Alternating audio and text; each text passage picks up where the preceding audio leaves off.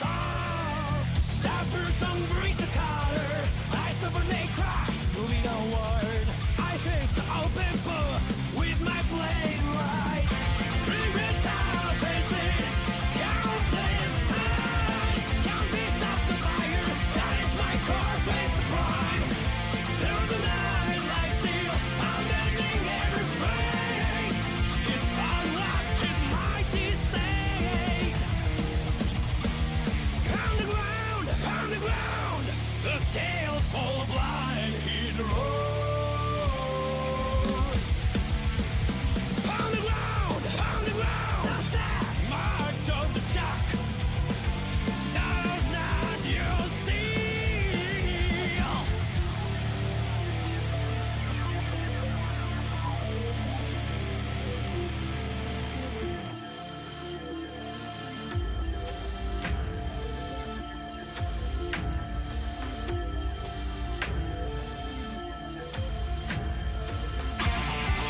Once a fool, I lead the way. Now a fool, I'll walk beside.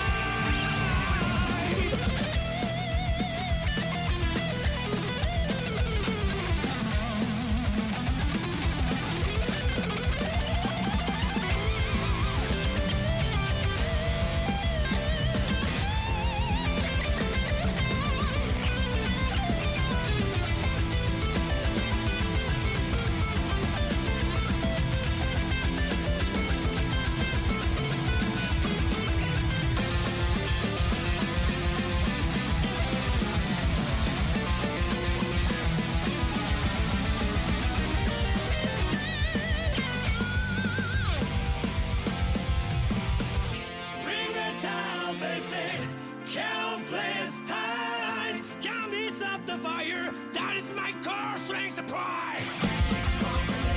Like a knight of steel, stand right. I got this with a new heart of compassion. I battle smile, honest and pure. Let that be your guide. Pound the ground, the scales fall blind, hit the road. Pound the ground, stop that march of the shock. Change what doesn't change. Change what doesn't change. There we go. And we're live. Hi, everyone.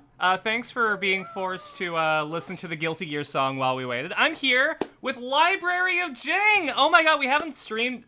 I think, did we streamed last year? We streamed Portal, right? I think so. Yeah. It was. It has been a long Yeah. time since we have done anything. Dan the man, thank you so much for hanging out with us.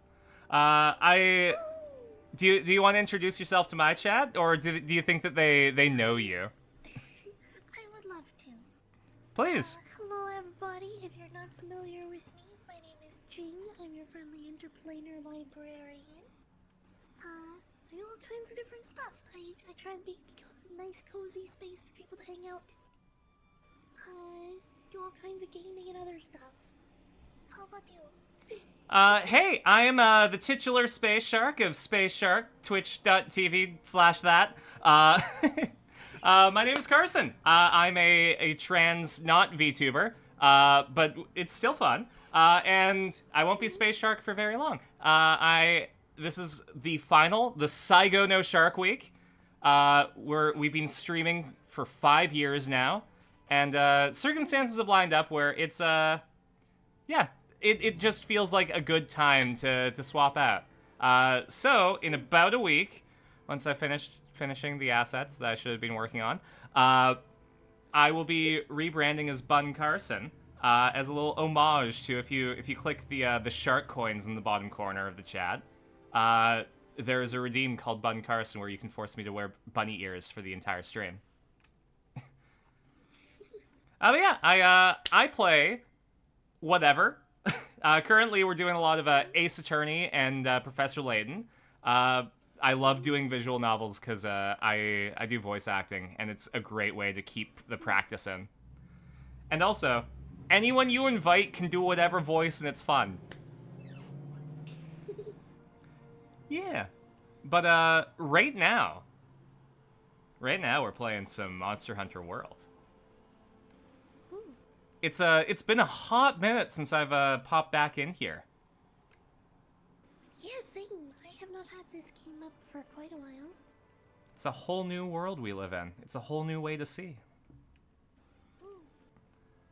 But yeah, I figure because I remember the matchmaking in here being weird in that, like, you couldn't join somebody's hunt unless they've been in, like, a bit of the quest first, so... Yeah, they have to have completed the cutscene or you're not allowed to join a mission. Hi, Olgrun. Hello! So I do not know where you left off, so I booted up my character that's furthest in. Yeah, I'm somewhere in Iceborne. I finished the mainline Iceborne, but I'm not through, like, there's a bunch of endgame Iceborne I haven't done yet. Let's see. Well, I found you. Yeah. Here. How do I get to the map? My character predates my streaming There we by a fair amount, so that's why I'm randomly Hotara. That's fair. When I trans my gender, I was like, okay, well, what's my name gonna be? And my parents were like, oh, well, you know, we were just gonna name you Carson with a Y instead of an O. So what I'm saying is Monster Hunter's actively dead naming me in libel.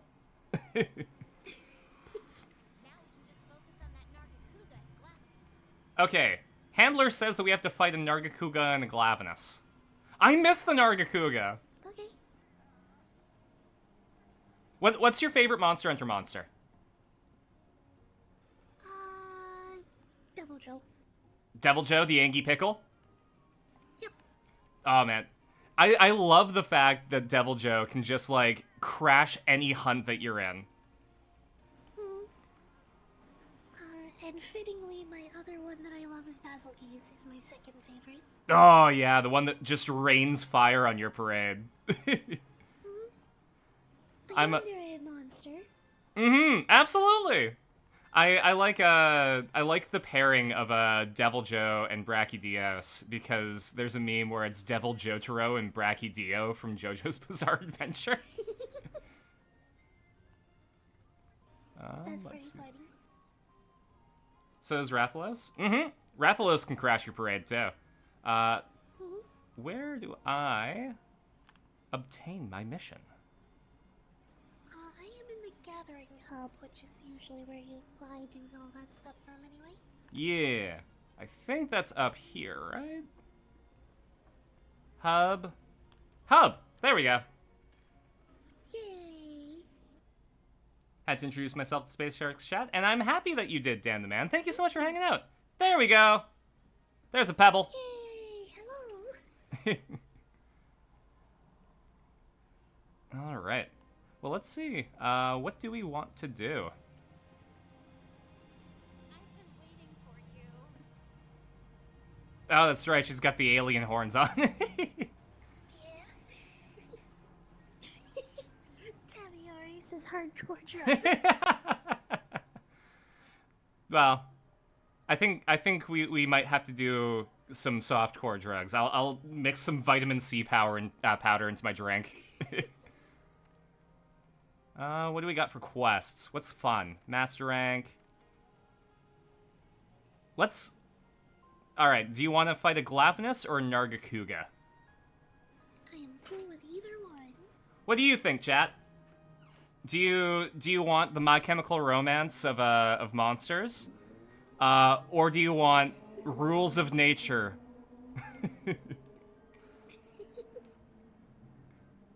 Yeah, that's a fair descriptor of both.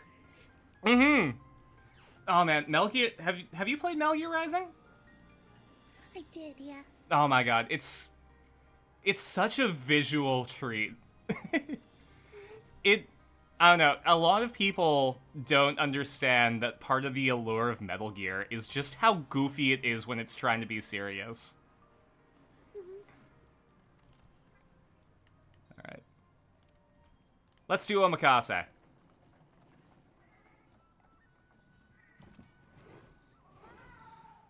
Lamau Cat, what do you have for me?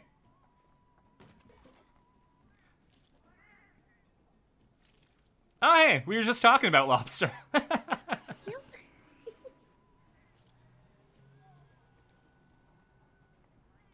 You've been booped. Take a snappy. I did get booped. Wait, no, that was, Dan booped, Mr. Boxful. Ooh, there we go. Alright, I'm just gonna go to my treasure chest and make sure that, like, I actually have items. Let's see. I'm definitely the goldness of monster hunting. I tend to walk in with, like, I have some potion. I can heal if I die. Now, let's see. There's a reason why I love the Valhazak armor set. I just regenerate, no problem. Yeah. No consumables. There we go. Something will get me to the ready to go screen. There we go.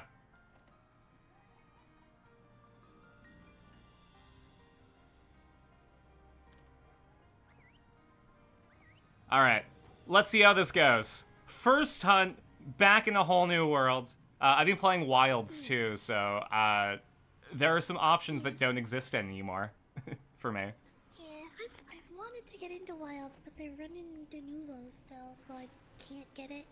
Well, and like, what's the point when it literally gets cracked within 2 hours? First Nargacuga investigation Yep. in New World. Talk about lucky. There we go. It really do be silly that it's like, here's this remote access tool that we packaged with your game. By the way, it did nothing. Mm-hmm. And it's so weird to do it in a game like Monster Hunter, because, like, you could literally just not play with the people who are cheating. Yeah?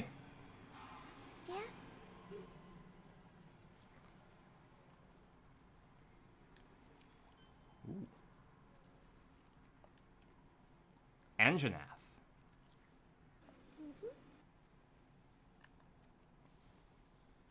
Yeah, I think my favorite Monster Hunter monster has to be the Mizutsune.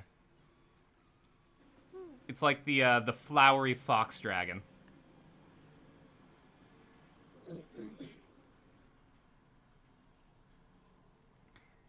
It also, like, it dances around the battlefield and, like, shoots water lasers at you. Hello, Martianator. How you doing? Martianator, nice to see ya!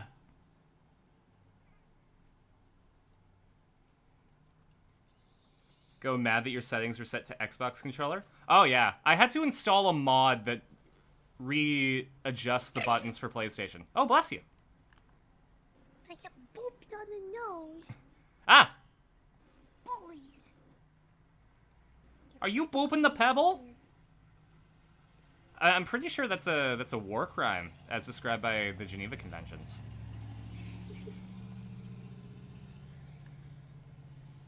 Chat's going to international prison.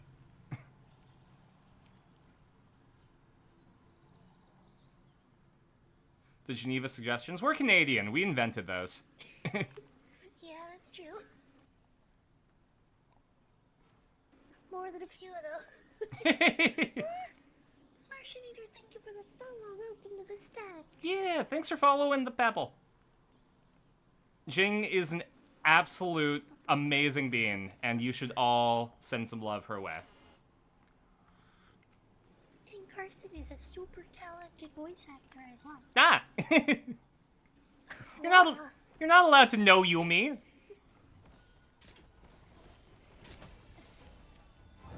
Okay. So this works basically how I remember.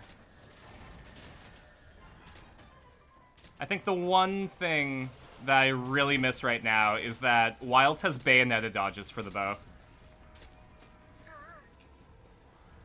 So if the monster goes, ah! You can just, like, cancel that. Okay, I am bleeding. Oh, God. Sick. The blood's supposed to be on the inside, from what I hear. I know, right?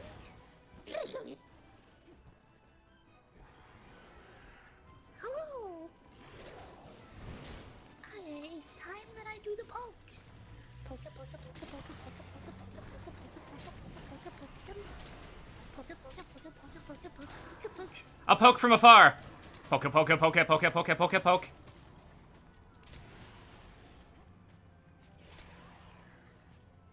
Pebl doing the polka dance.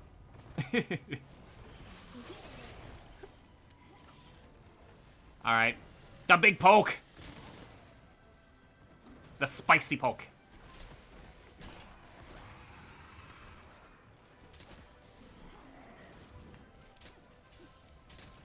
Shot.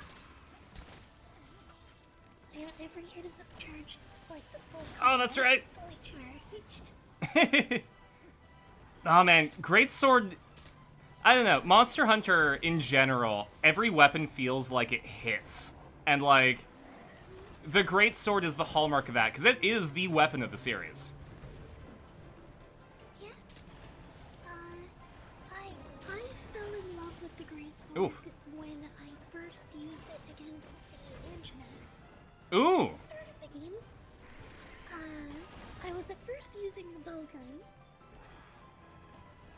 and I was struggling a little bit with it, and then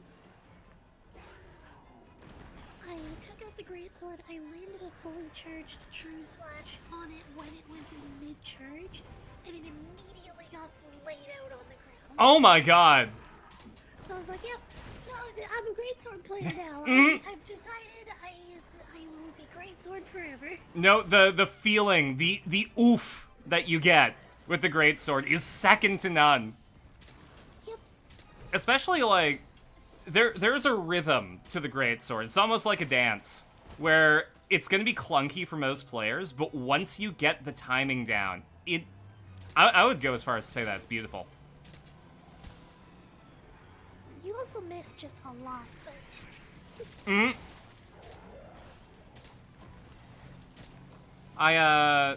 When I was playing, like, the old Monster Hunter games, I was a longsword main. Which means it was really weird in Monster Hunter 3 where I had to main Greatsword for the opening of the game until I could make the longsword.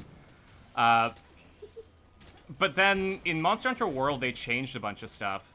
And number one, I fell in love with Insect Glaive because I love aerial combat. But then my friends were playing, and I was introducing them to the series. And my friend Avery wanted to play Glaive, so I'm like, okay, well, how has ranged weapons changed in World? Because before, the bow was... It didn't feel great. You had to make a separate set of armor for all the ranged weapons. Which basically meant that if you're going to change to a ranged weapon, all your progress is reset. yeah, I heard about that. So I'm like, okay, I'll try bow. And oh my god, I can zoom. I can just, like, go around the battlefield, be like, okay, well, now I'm here now. What are you gonna... It is, like, the ultimate little sister of weapons.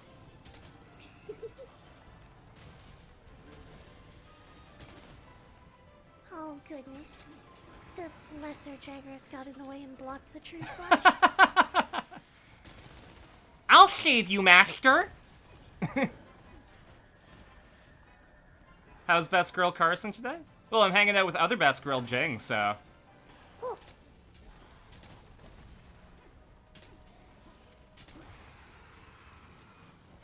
This is not a good place to... Okay, well, let's run away.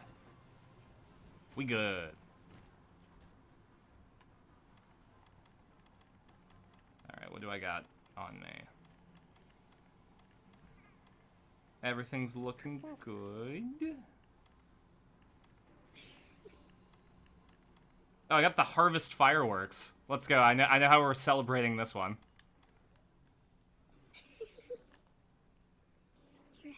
bowgun and gunlance player.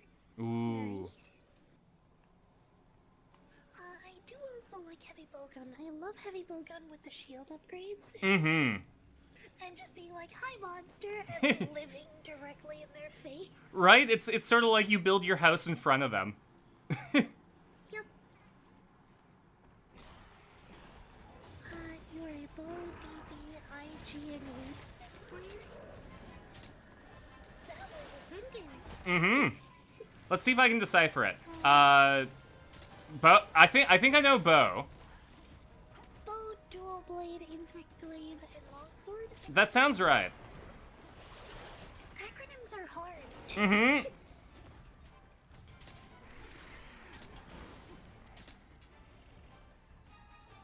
Like playing lance and sword and shield. Sword and board is a really good like weapon if you're just starting the game too. When I was learning like Charge. Chop. nice. The only time I go glaive is when they make me mad. Yeah.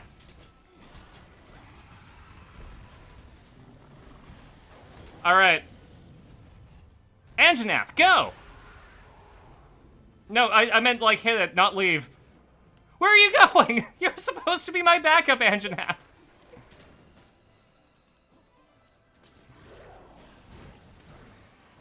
Oh, hi. You probably didn't like that I was trying to poison you. I get it.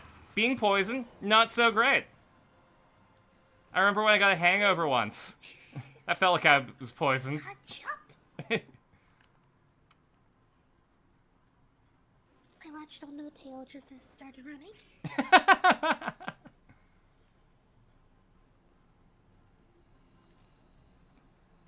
About to do mandatory daily Fatalis solo run to improve your personal best of 10 minutes and 32 seconds for Fatalis. Oh my god. Congrats. Mm-hmm.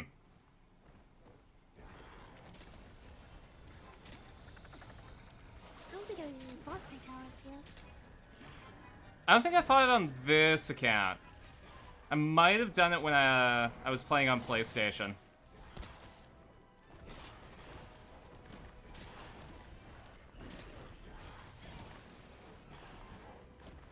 Oh man, I'm really, really missing those Bayonetta dodges.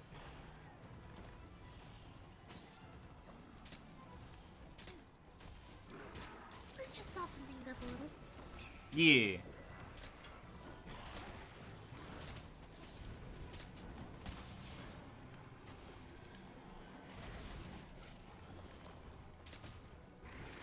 With the clutch claw, I can still hit. Oh, jeez. Right, I was poisoned. Oh, no! Uh-oh. Choppa. I was poised to be poisoned.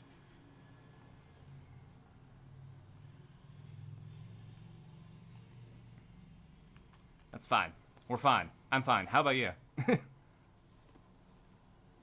doing pretty well. Good, good. Choppa. Choppa. Missed.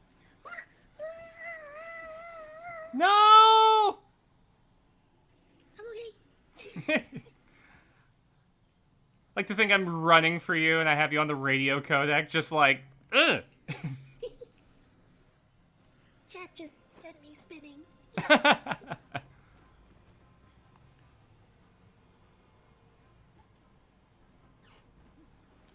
time to sharpen.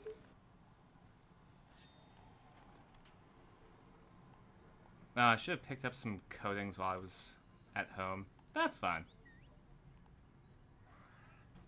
Oh, and I fell.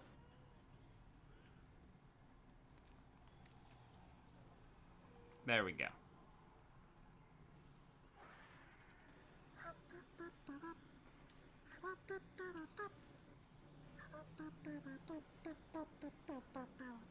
I forgot that I could ride on a lizard.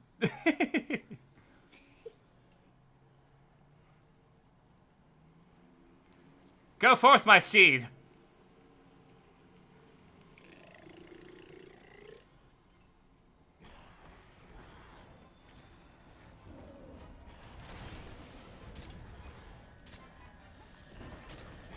This way?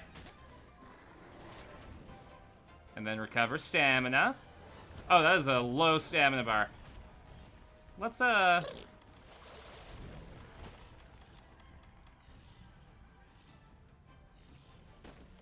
let's munch. There we go. Ah! A single uppercase A. Chop. Ow. Soft like butter. See. Oh, what do I got?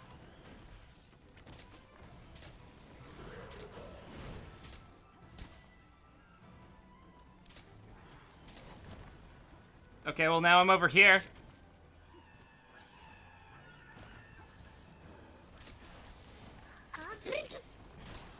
Rude.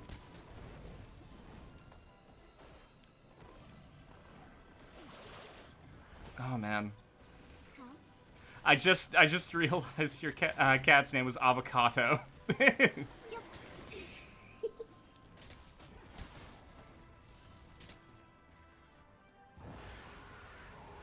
Oh, the roar. That's many uppercase A's. I can translate monster, you know. At least like 9 of them. Mm-hmm. If it were against TOS, it would be 18 A's. Oh.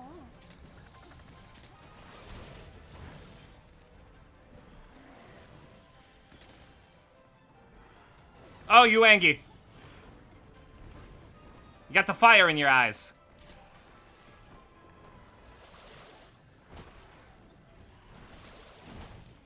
Oh, wow.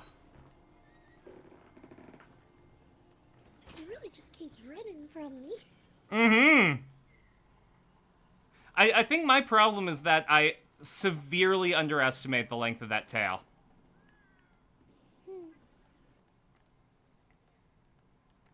I wonder... I don't think I have a loadout with a maximum potion. So I need to, like, manually add one of those.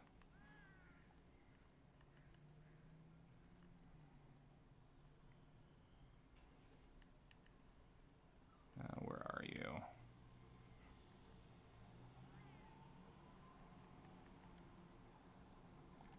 Maximum potion, please. I need to help my friend. She can handle her own. It's fine. But also... Bonk.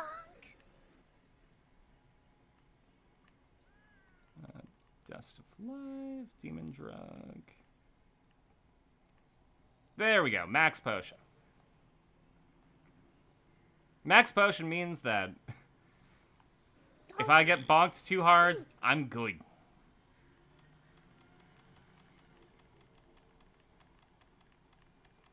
Chop. Chop. Yeah, I got the head hit. Really? There you are. Max Potion. Steak.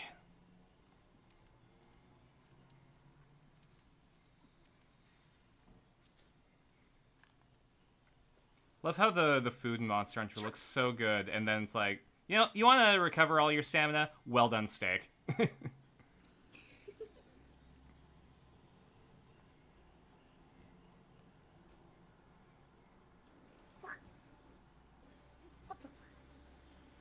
I'm coming! Chop. It's pokey time. You're literally poking him on. Chop.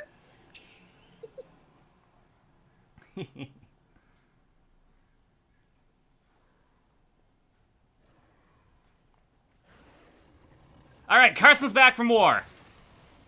Yeah.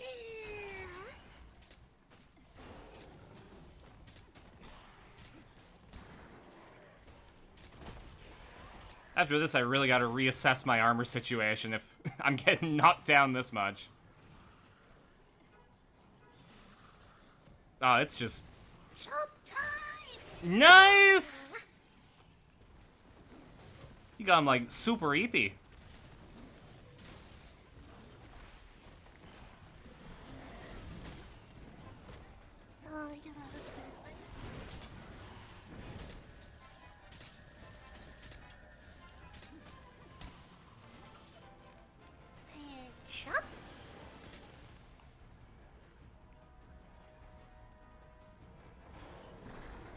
I wonder if it's time.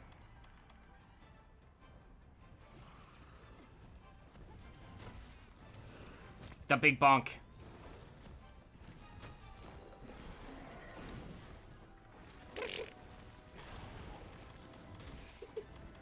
Set one card face down, and then my turn.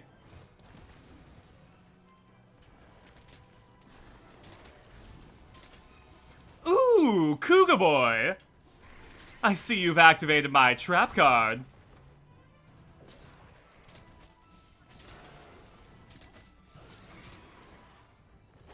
Whoa. Wait, what? Oh, wrong button. No, no! Okay, I got it. It committed self-bonk.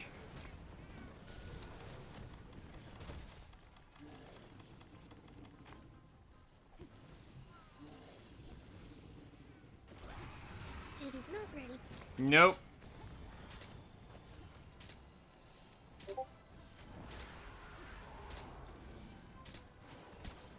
Yeah, the controls on keyboard, they change, like, your slinger buttons completely change if you are ranged weapon or melee weapon. Oh. Fire slinger, if you have a ranged weapon, is R, but if you have a melee weapon, it's control. That's weird. Yeah, the controls on keyboard are really weird. I mean, yeah, I guess this would have been their first PC Monster Hunter, aside from the MMO, I think. But the MMO would have been using the old controls, so... I'm okay. Don't get booped! Only chat's allowed to do that. You're not in Jing's chat, Nargacuga.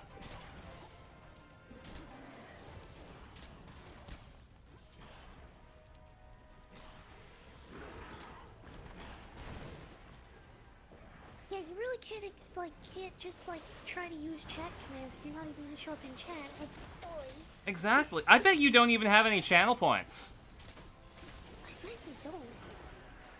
You get 300 just for following. I mean, Exactly. come on. Nargacuga isn't following twitch.tv/LibraryOfJing. I actually do have a Nargacuga that follows me. Really? Obviously it's not this one. This one's the bad Nargacuga. No, not this one. Oh, I'm in danger. Oh shit, thank you for following. I'm sorry, I missed Shadow of Forest for follow. Thank you as well. I hope you guys are all having good days. Hop. Okay.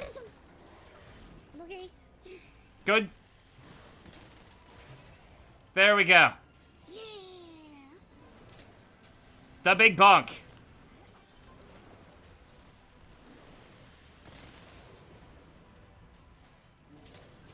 Chop.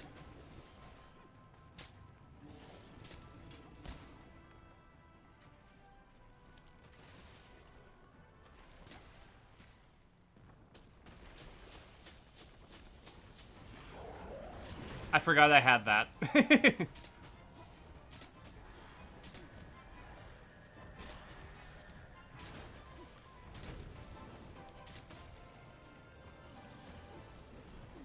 No, fight that monster instead of me.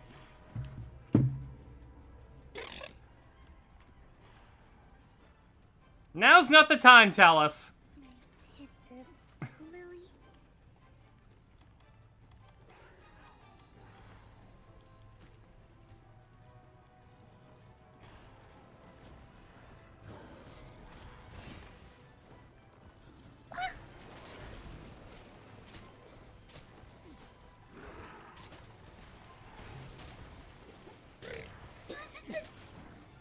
Back here, please. I keep throwing stuff in there.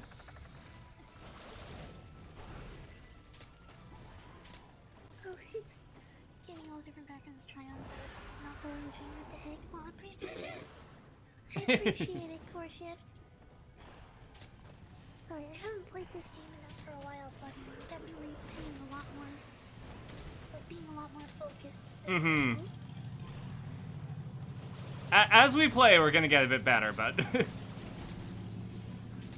it's just that there's a lot of,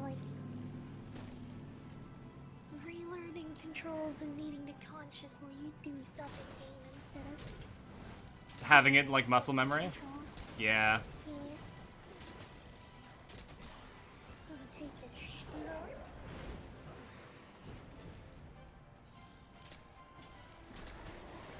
Bit of a sippy.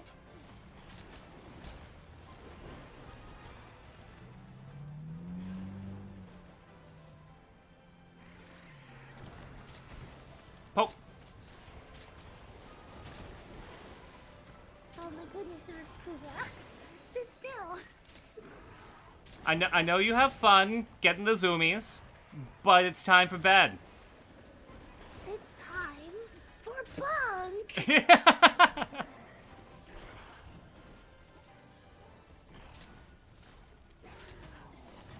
Oof.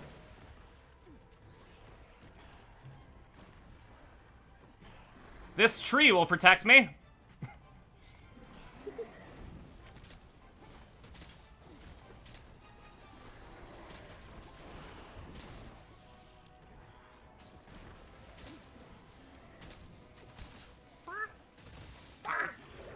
Big bunks. Oh, no, not on me.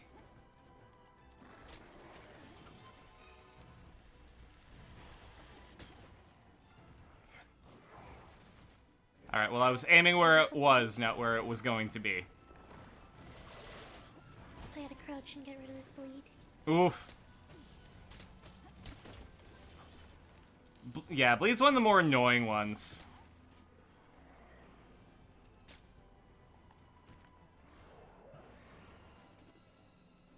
Whoa! He missed. And he swung. And he missed. And he swung. And he missed.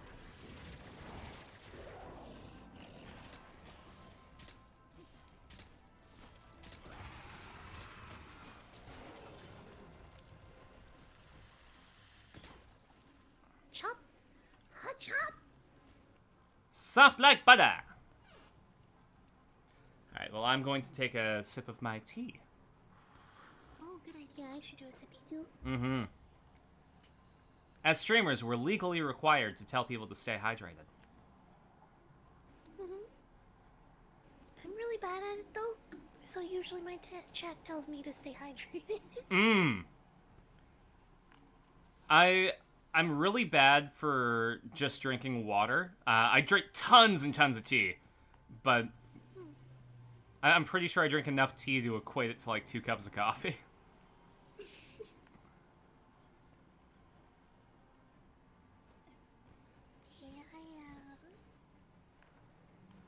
I mostly drink water. I drink a little bit of green tea once in a while, but during stream it's pretty much just water. Or go juice.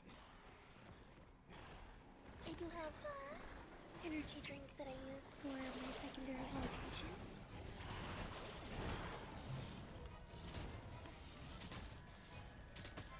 Can go as far as I remember. No, no, no, no, no, no, no! Brew a London fog later? Ooh, London fogs are great. I just don't have a... Die! It's time to bonk!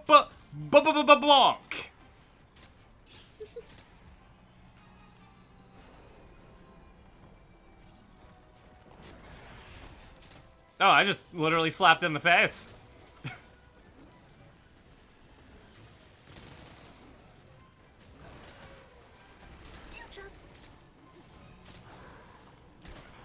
Finally, I've been trying to get that whole fight, but he just keeps running away from me.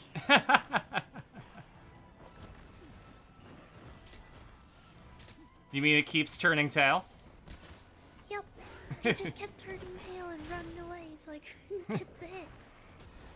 Well, now it can't turn tail anymore. Nope. I'm gonna kick a frog. Ah! That fellow, thank you so much for hanging out with us. I hope you enjoy your time here on this, I get it. the final Space Shark day.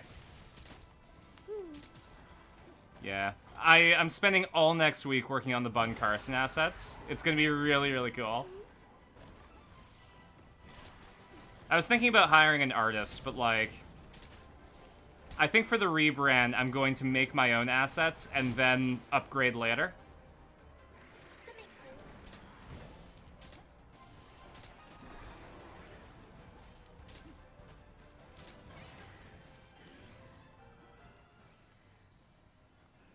Now it's definitely trapping time. Yeah. I think I replenished them when I bit Don't the big forget one. the tail card. Oh. Thank you. You're very welcome.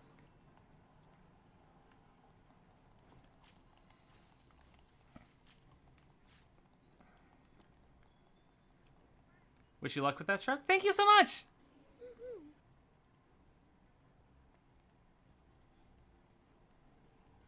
Well, and part of the reason I'm, comfortable with doing this rebrand was with how well the Jing rebrand went.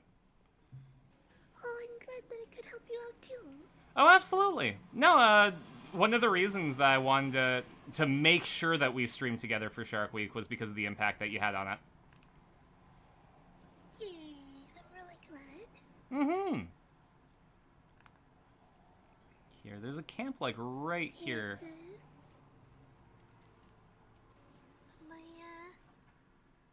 I still worry, like, all the time that my stuff does not go over as well as I hope that it does.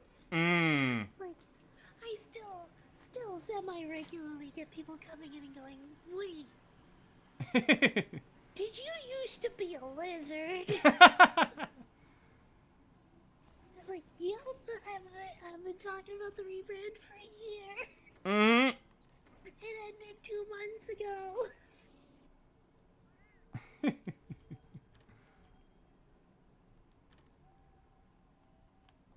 There we go. They go a boo. A dur. Did you kill her? Sorry? I know, like, everybody's got their different levels of investment in what's going on, and, like, I can't hope to reach everybody. Mm-hmm. I have historically been awful at communicating the stuff that I want to do. Like, I still remember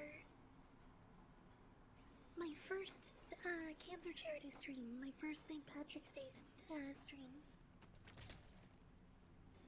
Reminds you of Jing, don't mean to be bothered, but the menagerie page still has my old account linked to it. I will check in with Tweak later then. Thank you for the heads up. Ooh.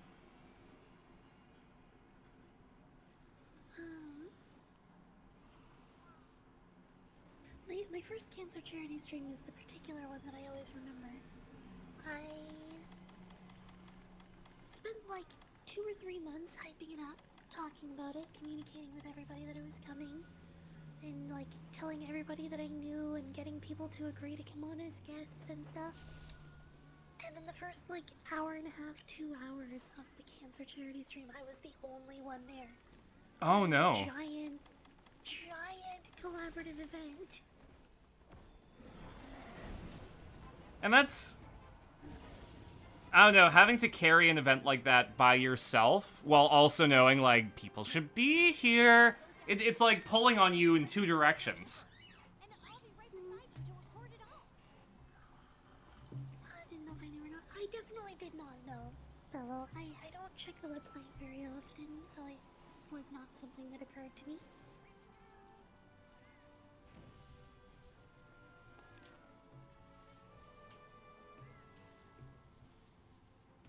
That was not the worst time for the cancer charity event. We've had them go worse, but it was pretty rough.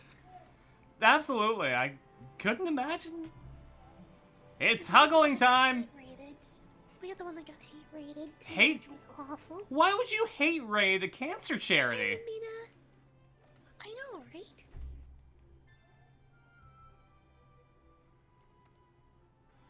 That is actually, I got a 1-day ban for that one too. It's since been stricken from my account record. Good. Finally. Jeez. Twitch dragging their feet. Hey, Reed, didn't know that existed. Yeah, it absolutely does. We were running a cancer charity stream. We were playing a Trouble in Terrorist Town,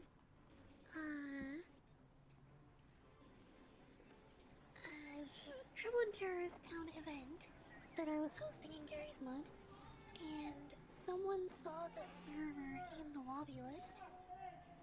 Sorry, I did have more stuff, like I learned about it later. Mm-hmm. But basically it was a couple of people jumped into the lobby who were not invited. It was an open invite, so I wasn't really upset about it.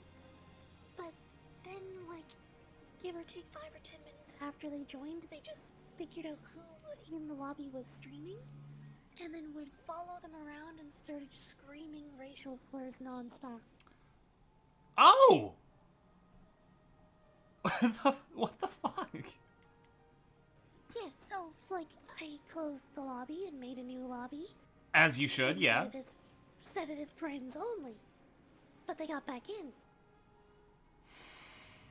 So what I found out later was that one of the people who was, like, invited to the event had these people on their friends list because they had actually organized this. Mm-hmm. And it was the weirdest reasoning I have ever heard. Yeah.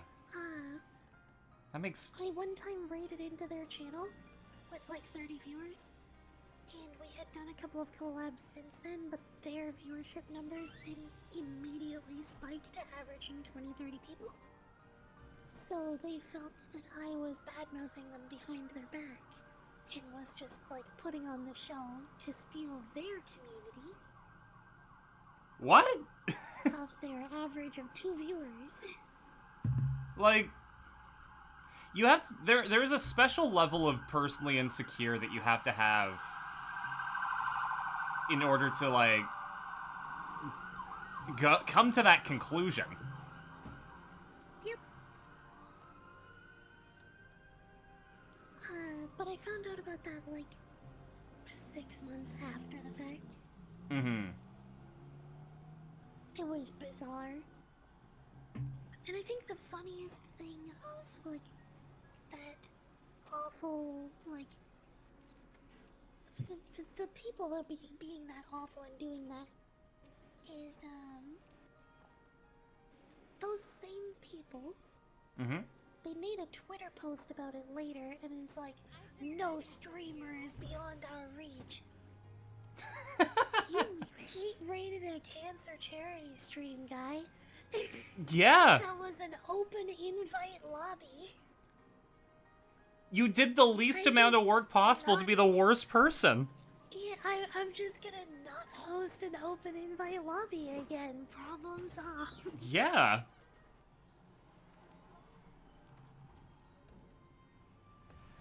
It's Glavnin time.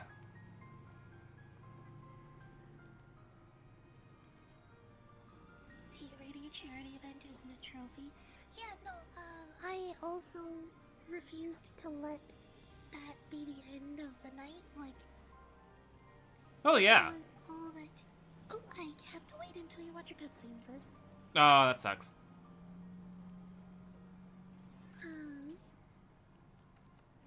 I refused to let that be the end of my night, so I donated, I think it was $250 out of our own personal savings.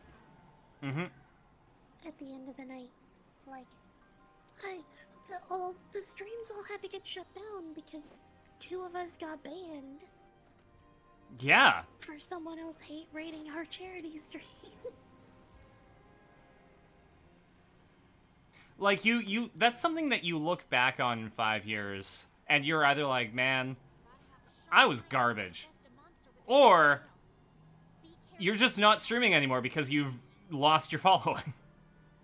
For being a jerk. For the person who orchestrated that, yeah? Mm-hmm. Just to reminder context for people in chat. Yes. No, don't... Organized cancer charities. They're really, really good. Maybe don't hate raid them, though. Nice raid them, definitely.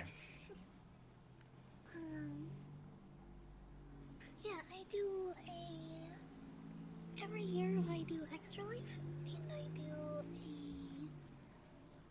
a drive for the Cancer Research Institute and for the Alzheimer's Association.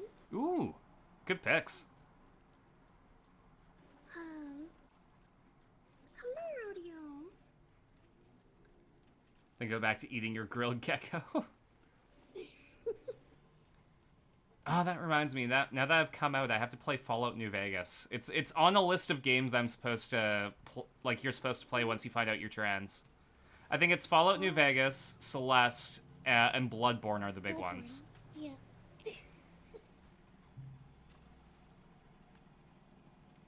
I've yet to see why Bloodborne is on the list. My history that I am always told is that it's every trans femme woman plays Bloodborne and Celeste. It's funny too, because where I live on the same island as the actual Mount Celeste. Neat. It's a big island, so I'm not doxing myself. Yeah. Didn't know there was a list for that. Apparently. You get Celeste, that game is fun, but Bloodborne? I don't know why it is either, but that's just, it's a rule, apparently. Apparently. And it's like The other one is Blahaj. Or Blahai. yeah, if you Pronunciation. if you look on my webcam, it is right behind me. I had somebody suggest it on my throne, and I'm like, oh yeah, that's a big shark. Not thinking about it, and then immediately someone bought it for me, and then like half a year later, I figured it out, and they were like, no, yeah, I bought it for you just because I knew. It's like, ah, could have told me.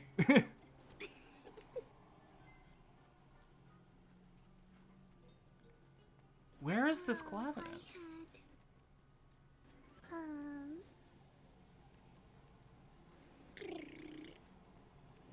Mysteries of Light. I had a couple of friends of mine informed me that, like, look, all of these VTubers have a blowhide. You need one too. Put it on your throne for your birthday. So I put one on, and there was a little more complicated stuff. But eventually, I got a 5-foot stuffed shark on my throne list. Which I was immediately gifted for my birthday. So now I have a giant stuffed shark bigger than me named Sharkira. Yeah! Oh, that's why you have the Sharkira redeem. Yep.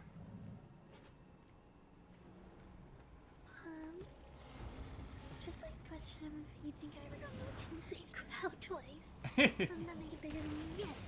No, yeah, Sharkira is significantly bigger than me.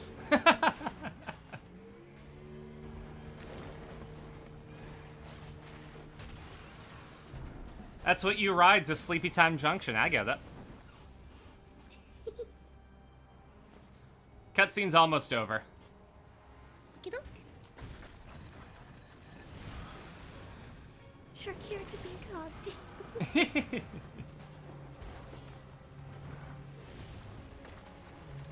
Not trans, but I find it funny how Spotify thinks I am.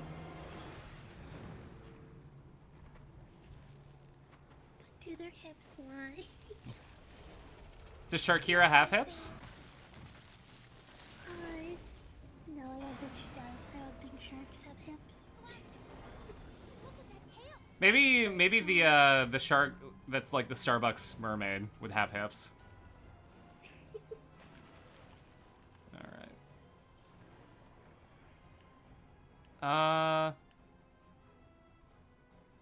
All right, can you do my quest, or do I have to send an SOS flare first? I forget. Okay, good. Yeah, I just have to wait until you finish the cutscene and then I can get in. Good, good.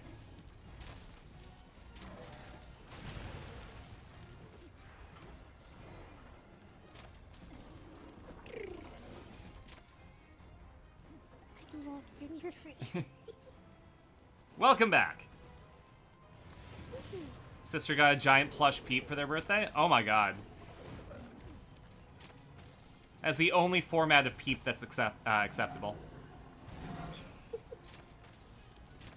I don't get it. Like, it's a marshmallow shaped like a duck, but the sugar on top doesn't taste good, and the marshmallow sucks. So it's literally just good for decoration. So turn it into a marshmallow plush. Apparently, I have strong feelings about desserts. No, I want the footprint, not the critter. Give me footprint. Ooh, what's your favorite dessert to make? Oh, I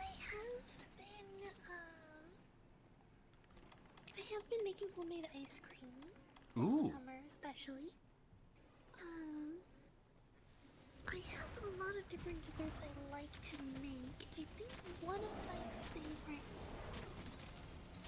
which is probably just because I love, like, my wife loves it, it's her favorite dessert out of the ones I make, Yeah. is chocolate drop cookies. Ooh. They are, like, really, really moist, really soft, fudgy, like, all chocolate cookie. That sounds fantastic. There's no, like, you don't need chocolate chips or anything like that. It's just cookie. Cookie. Hi, Amy. I am doing well. I hope you're having a good day, too. Oh, cactuar.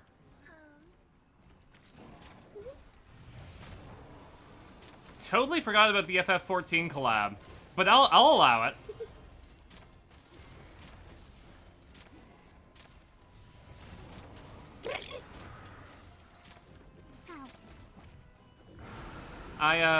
When I was in high school, I was taking a culinary class, and they were like, okay, well, you know, if you're gonna do a restaurant, you gotta be able to make your own recipes.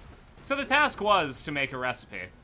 And I was replaying Pokemon Emerald at the time, and there's an item that you can get in Lavaridge Town called the Lava Cookie. Hi. Bye. And it's supposed to be like senbei. But I mistook it as like, it's a cookie. Therefore, chocolatey. So I made a double chocolate, it was a chocolate cookie that I rolled in cinnamon sugar with a little bit of chili powder. And then made a chocolate ganache that went in like a little corner so it wasn't overwhelming and it looked like the cookie from the game. And oh my god, they're moist. They crack in the oven so it gets the texture that it needs to look like the actual game cookie.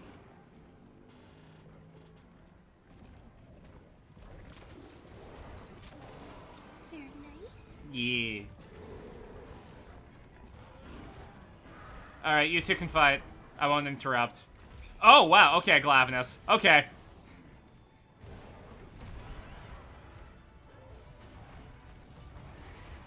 God, these are so cinematic.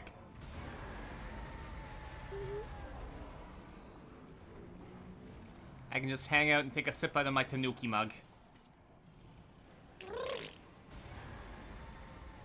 Soften the tail. Nice, nice! Amy says, hope you're doing well, Jing. Giant microwave marshmallow chocolate chip sandwiches. Ooh.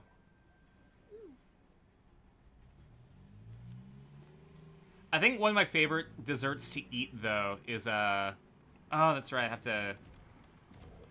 Oh, I don't have a cool drink on me. That's fine. Is Japanese pudding. It's... I don't know, it's the perfect format for pudding to me. It's got texture instead of, like, you know, snack pack pudding. And you can put it in boba. True.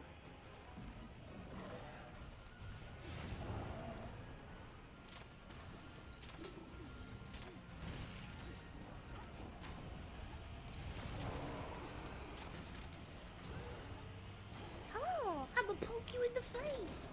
I'm gonna poke you in the butt. Sorry, children.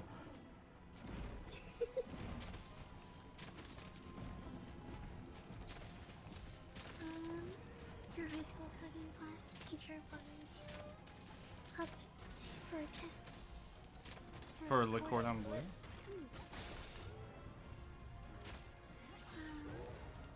I remember when I took cooking class in high school, our teacher was vegan and we couldn't cook anything that wasn't vegan because she had to taste it to grade it. Oh, I mean, that makes sense, but it's weird that you wouldn't, like, get other teachers to, you know?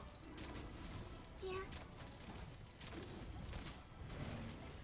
So we basically just made salads all year, and it's like we didn't learn how to cook anything. Man, my high school cooking teacher was amazing.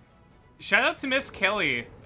She used to let me use the foods lab at lunch to make my, make lunch, as long as I cleaned it afterwards.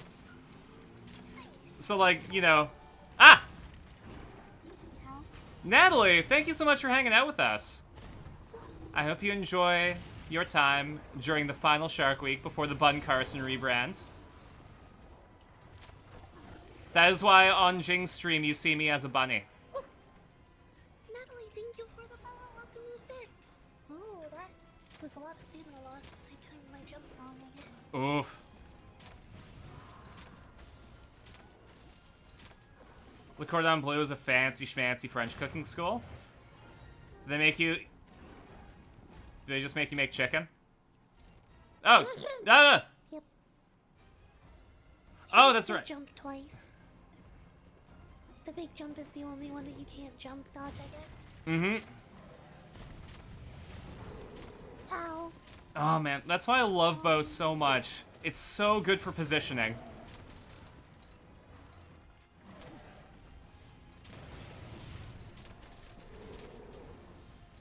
I don't recognize that monster's name. It's from Iceborne. Yeah. So it's only appeared in the DLC. It's the sword dragon. It's sliced Jing, which means we must kill it. It's a big old T-Rex with a sword for a tail. It's literally the Metal Gear Rising dragon.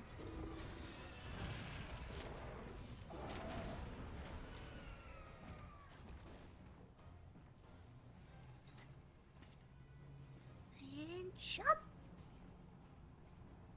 You can win. You feel great.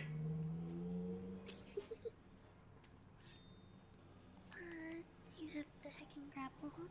A funny story tied around the grapple hook. Oh?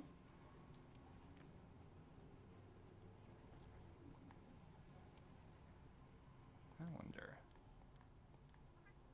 Pew. That's why. How about we turn voice chat off? There we go. I Oh. was like, why Was is it my... echoing? Well, no, at the very least not on my stream. It might have been echoing on your stream. But, No, I have it disabled. good. I saw... I think when I was playing with my other friends, we were using the in-game voice chat instead of Discord.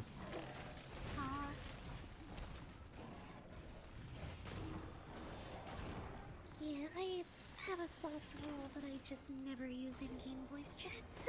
Honestly, like...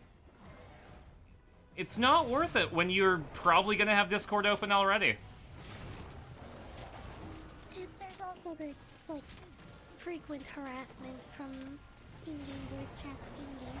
Oh god, especially if you have a femme If I ever voice. play with randoms, always, it's awful.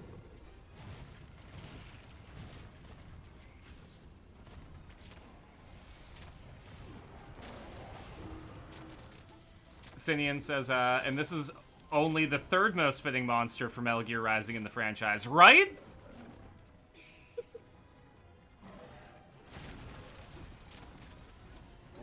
Like, I don't know, visually, when I think of Glavnus, I think of the opening scene where Raiden is, slicing through Metal Gear, Ray.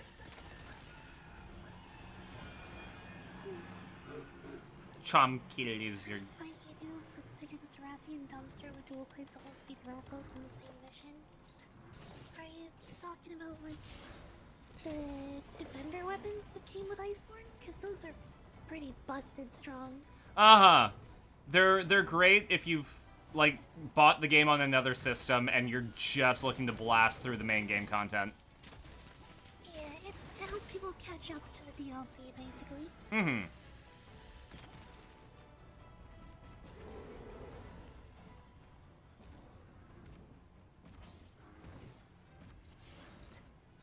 I'll just Aw. give this another chop. Defender? It's the name of the gear set. They give you a set of gear called Defender gear if you have the DLC from if you have the Iceborne DLC. And it gives you, like, enormously boosted stats. They just give them to you right at the start, so you can use them to catch up to the DLC. Yeah. If you buy the DLC. How am I now just finding it out? Most people I know actually didn't use the Defender weapon specifically because of that. Yeah, I only got I beat the game before I got the DLC. Mm-hmm. So I didn't have a use for the Defender set at the time. Well, and like, when, cause I did it on PlayStation 4 first, and then I got it on PC to play with friends. So, I tried, like, the Defender set for, like, 1 or 2 missions to catch up to the story, and it was like, this sucks the fun out of Monster Hunter. Yeah. Ow. I get knocked down. Oh, no. Down. Just let me stand up for 2 seconds. Please. I can't even hit you. It's not bedtime yet! I still have 50 minutes! Yeah. I want to watch Naruto!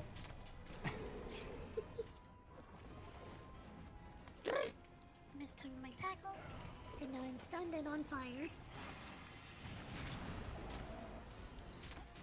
You got this.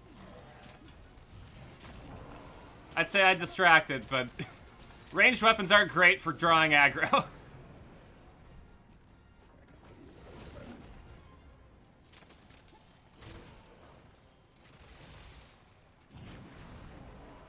Oh, wow, you flew. Yeah, I got caught in the middle. So I got hit like I'm fine, the I'm fine, I'm whole fine. way around that spin. Oh, wow! I was just slightly to the left of that. I was slightly to the right, and then the other tail slam hit me.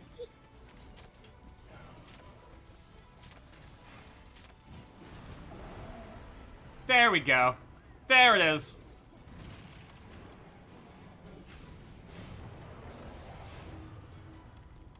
Alright, I got another chance. Oh.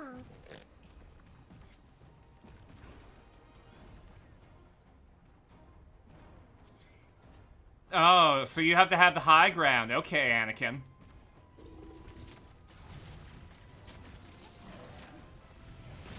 Alright, he's ready. Hello.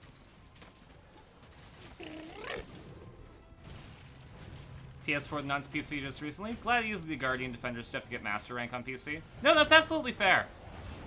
I was introducing people to the series for the first time, and there was a joke because we were actually the same group were playing Monster Hunter Wilds yesterday. They're like, "Oh man, is Carson just gonna like jump in, like destroy the monsters all in one go?" And I'm like, "No, you guys have experience now, and you're higher level than me. Now you get to see how I am normally." And we got destroyed by, like, an arch-tempered monster.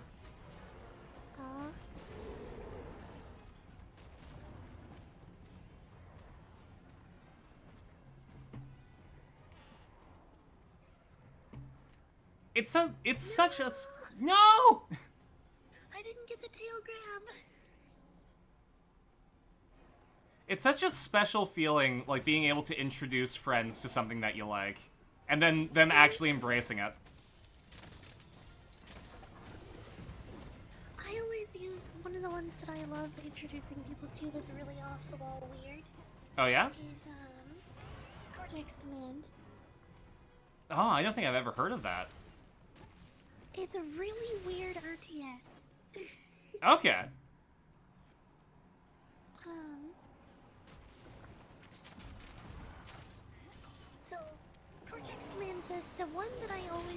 to introduce people to it is just watch the intro to the main menu.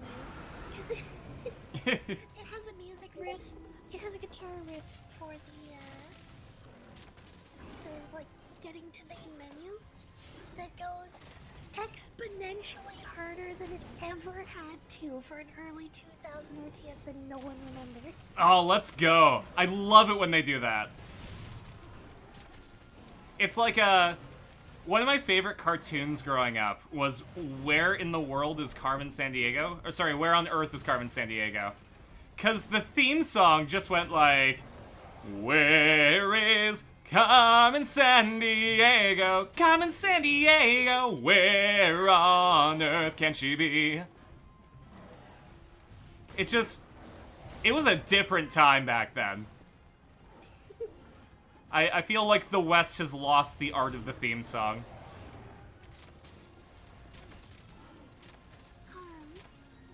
So the concept for Cortex Command as an RTS is like, are you familiar with side-scrolling shooters? Yeah. Like Gradius and stuff, right? I think so. Okay. I haven't played Gradius. That's fair. It scrolls to the side and you shoot things. Here. Imagine, like, Super Metroid, for example. Okay. If everything was physics simulated, like, you know the, sand simulator games that used to be all over the place? Yeah! I remember playing those in high school. Imagine Super Metroid if the whole world was built like that, but it's an RTS where you're controlling, like, remote controlling drone bodies. That's really cool. And like, instead of the traditional RTS train unit at building, you order them from orbit and land them on a dropship or a rocket. Okay. You have to mine gold on planet to earn the money to get to buy your units and weapons and stuff. Okay, so they're, like, just a bit more resource management than other RTSs. It's actually less. There's Really? only one resource. Okay. But if you return anything to orbit, you get refunded its value. Ooh. It sounds like an RTS that you could just, like, chill out with friends. Not really. Oh, okay. I'm reading the room wrong. It is the kind of RTS where if someone in the group knows how to play it, you can definitely just vibe. Mm-hmm. But if you don't have someone who knows how to play, it's very hard.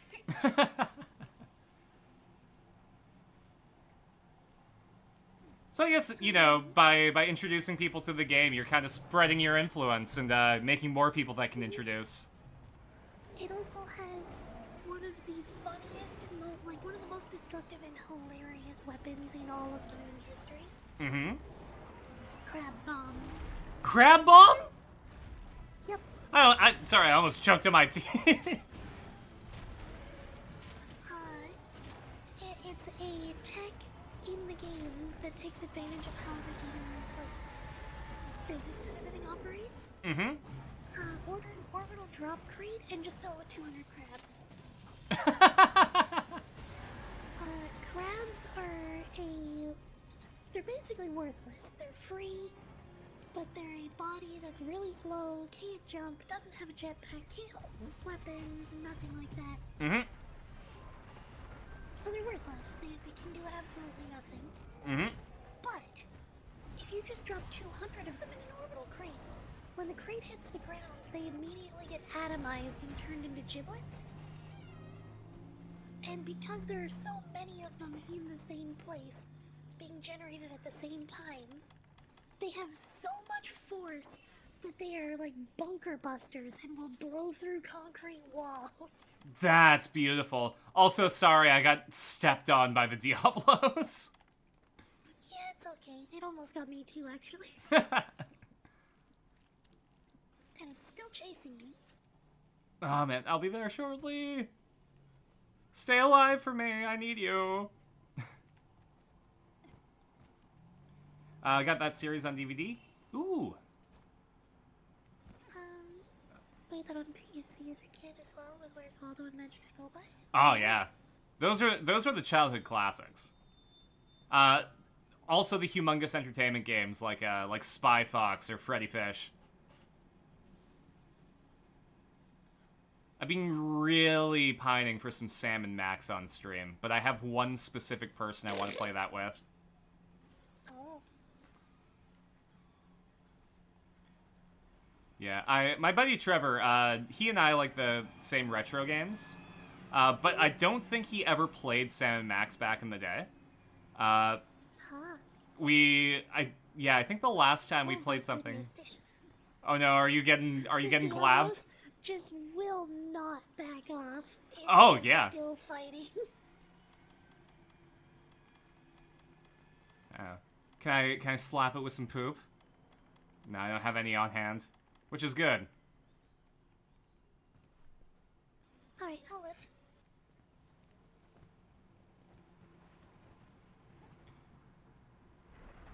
But yeah, I think the last game we played together was Wacky Golf with Eugene Levy.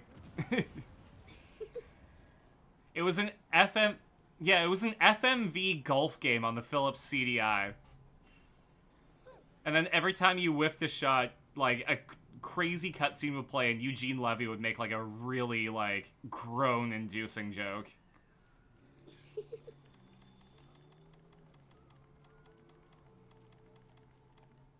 Really was just a punishment. Hush, little Glavy, don't say a word. The Diablos was hit by a massive turd.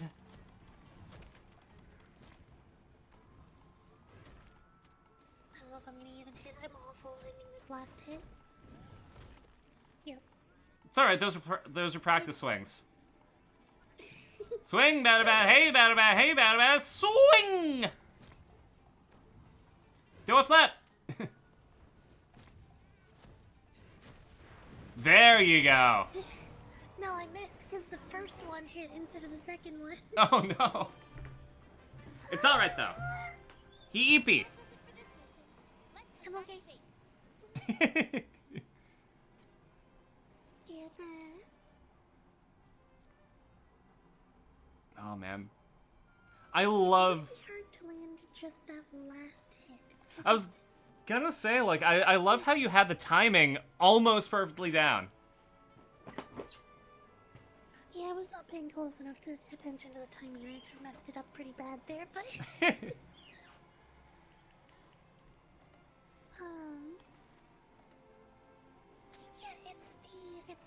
the distance to land the wake-up hit is so difficult. Mm-hmm.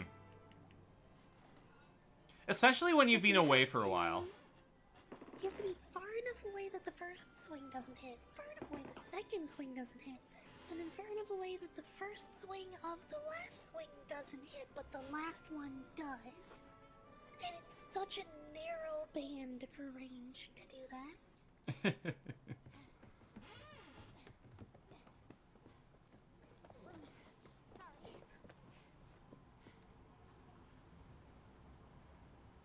Oh, hi. The angina. We have a freeze-dried monster. Yes, sir. Ooh. Absolutely. Commander, I'm not sure what's going on. Melkana is a formidable creature and is having an incredible effect on other life in the new world. I don't know why I keep I'd like to returning assess to the first town, though, instead of Celiana. Right? forces are running scared. Like, after the last time, like, oh, did I accidentally set, like, a default location weird? But no! Ecosystem and maintain balance with it. However, if the entire new world freezes over, that would mean evacuation.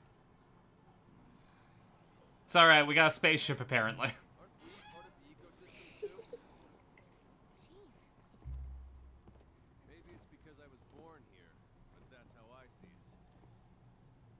First a vape, then a vase. What? Feel the same way. I am gonna mix up my go juice, I think. Do it! We got a cutscene on my end, so I will keep your chat entertained. Just be warned, we're probably gonna compliment you behind your back. Okay, well, we're gonna compliment you in front of your back. Here, I just gotta scoop my chair back a little bit so I don't smash my keyboard too heavy. Alright, chat, I promised. Say some nice stuff about Jing in chat. Leave yet. Like how her horns are so pretty. And that was like... It sticks with me just how cool that effect is. Then let's fight as part of this ecosystem, as hunters of the new world. Hababa. That's another one. All of the Jingisms are absolutely adorable.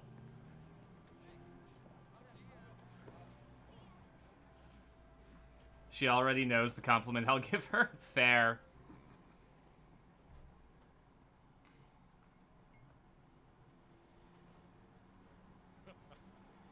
Well, like, my community loves Jing, too. Whenever we set up for raid, you know, every so often we'll have people specifically request Jing.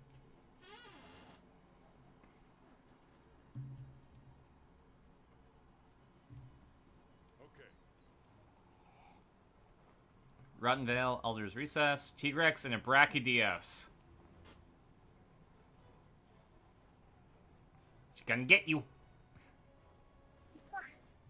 I return. Welcome back. You can do this. I did love the kobold too, she was very cute.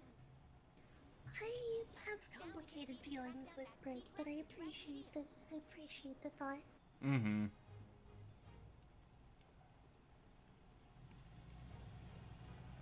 She's a Fluttershy 2.0. Alright, let's go back. Here I am. I don't regret having spent all the time that I did as Sprig. Like, Mm-hmm.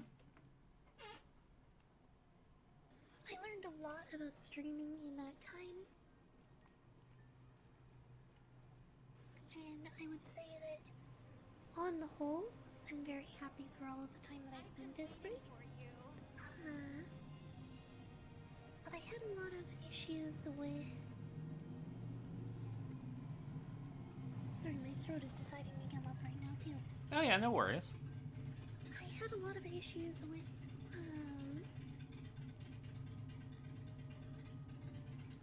working with artists not being very cooperative about, like,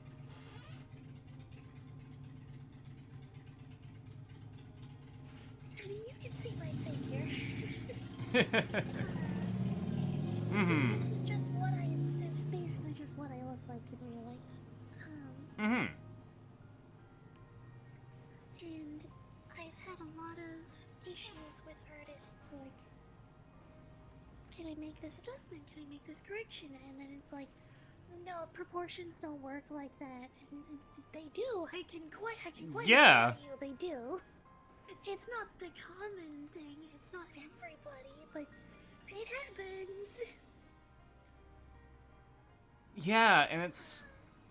Yeah, I'm sorry. Like... it's such a weird hang-up. Especially because, like, yeah, when I went to art school, we did life drawing. And every Wednesday we had a different model come in so that we could have practice with a wide variety of body types. And it made you learn that, like, anatomy is kind of different for a bunch of different people. And there are sort of ways that the human body is pushed in real life. And I don't know. There's also the fact that, like, part of the medium is breaking the rules. Ah! Dear, thank you for the 100 bits, Jelly. Baby steps as the sprig so the Jing could take her full strides.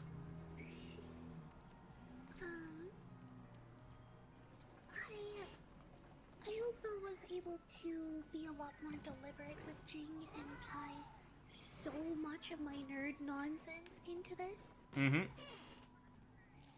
So I have a fun piece of trivia for you. Ooh, let's go. I'm gonna see if you can guess it. I have coded my outfit for my base model off of a dessert. Can you guess what it is? I'm taking a look.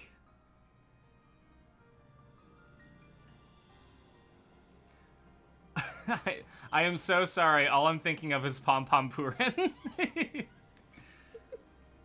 Chocolate mousse? Vanilla ice cream. Ooh. I have the cream colored shirt and Mhm. the brown vest for the cone and the ice cream. And then my regular colors are cool blues and whites. Mm-hmm. Despite being like aiming for the cozy and the warm in so many other respects. Mm-hmm. So I am the cool, sweet treat for a warm summer day with an ice cream cone. That is adorable. My default outfit is inspired off of a vanilla ice cream cone. And my next outfit that's coming up, that I have started talking with Tibby about getting it done right now, Mm-hmm. is a dress themed off of Tiger Tail ice cream, Okay. which is an orange sorbet with black licorice stripes. Mm-hmm.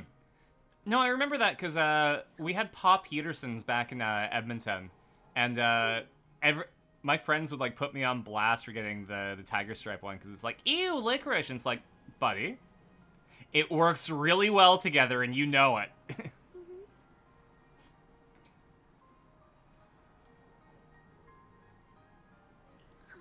So it's a theme that I want to try to keep for all of my personal themed outfits. Is I want to try to theme all of them after particular ice cream flavors. Mm-hmm.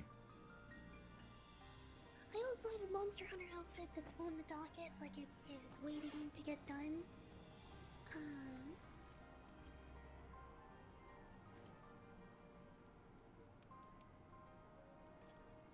But it's not ice cream flavored because it was chat voted. That's fair.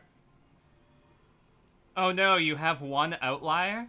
I'll probably end up with a couple outliers because I'm also gonna be redoing all of the spring outfits are gonna get remade too. Mm-hmm. Sorry, do you have to wait for a cutscene for this one again? Yeah, I do. Sorry about that. Here. Yeah, if it's a story quest, I have to wait until the cutscene, every single time, basically. Got it.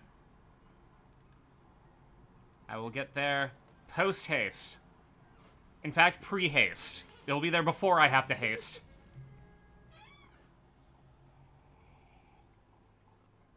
Candy is dandy, but liquor is quicker. Rum, pineapple, and coconut. In a new world, Candy is dandy, but liquor is quicker. we've only explored Says me when I pour my vodka on my cherry Skittles to make cherry Skittle vodka.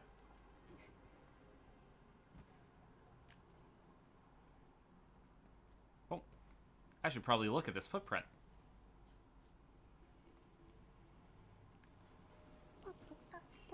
My friend Felix, actually, his family owns a gelataria.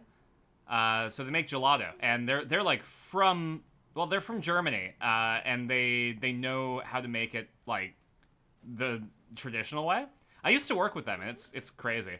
But for the longest time, they made boozy gelato. So apple pie moonshine, peach chardonnay sorbet. But the crazy thing was that it did have an alcohol content. So like you're eating your apple pie moonshine ice cream, and it's got like 8% in it. Wow.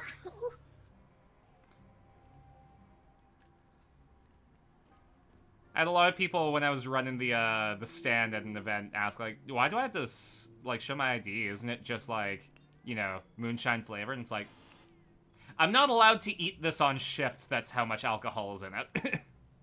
Yeah? Well, 18 where I used to live. I think where I live now, it's 19.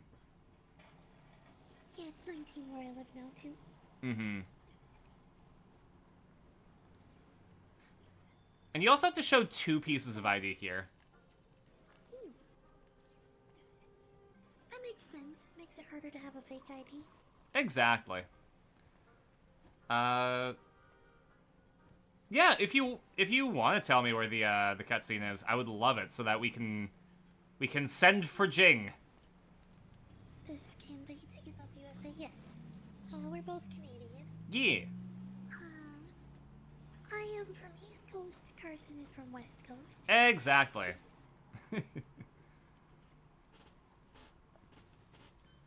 We are literally a country apart. The team that I do the cancer and Alzheimer's charity with every year are also from out in your direction. Ooh. They're also from BC. I believe in Vancouver. Oh man, I'm really hoping to move there pretty soon. I live on Vancouver Island, and it's nice, but also anytime that I have to film, I have to pay like $40. Ouch. Mm-hmm. Wait, if you may ask, mentioned earlier I had plus SHARQ larger than me. Was it custom made? Nope. It was just 5-foot SHARQ. Oh yeah, like the Blaha comes in like many different sizes, and one of them is, you know, larger than a small dog. I don't have the official Blahaj or Blahai or the pronunciation. Blue shark. I have a knockoff version because the official one would not be shipped through Throne. That's the one that I have too. I think they called it SHARQ on mine.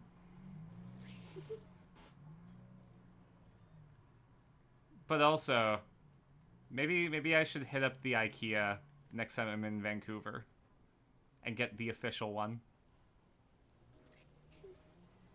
That way I can make the meme, "Who are you? I'm you but stronger."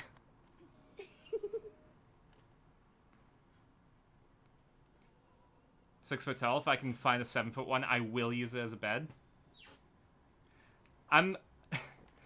There are many things I love about what I'm going through right now, but one of the things that weirds me out is that I'm going to probably lose like 1 or 2 inches of height. Oh? Yeah, so apparently when you go on estrogen, the way that it, like, redistributes your fat and, like, makes some things smaller, generally you will lose, like, 1 or 2 inches of height in, like, a shoe size or 2.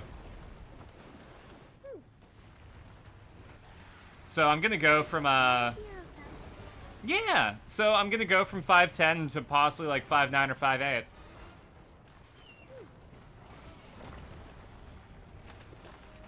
Carson shrunk in the wash? That would be a very expensive bath. Just estradiol valerate, but a bathtub full.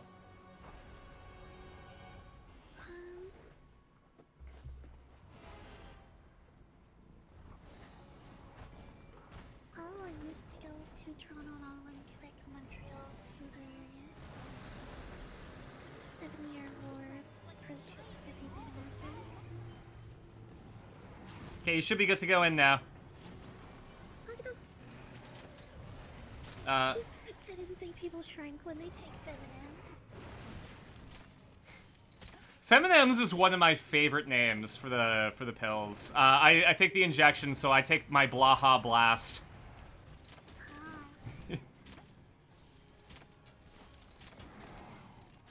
The amazement of bone mass shrinking. Oh, absolutely. It is the world's like slowest but most effective transformation potion.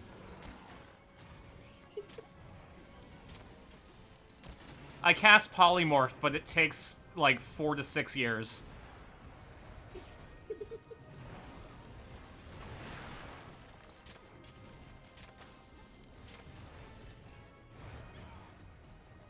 Never heard of spooning? So, you know when you put your spoons away in the drawer, they kind of fit together? So that... Oh. Get bit! Ah, I got bit! Hype gnome. Thank you so much, Sliquid. Sliquid Thicklid. Thank you so much for hanging out with us. Watch me get bashed by the Tigrex. But yeah, so spooning is essentially when you're in bed with someone you care about, or don't. We don't kink shame here. One person is the big spoon, so they're the one embracing the other from behind, and then the little spoon is the one who is being embraced.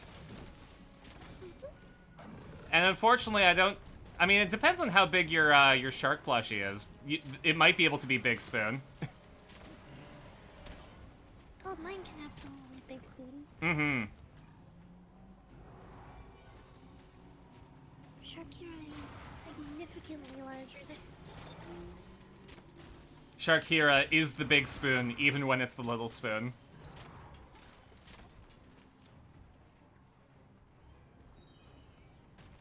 You're lying on your side and the big spoon wraps their arms around you? Yes. I'm very sad, though, because I've never had the pleasure of being little spoon. I've always been big spoon.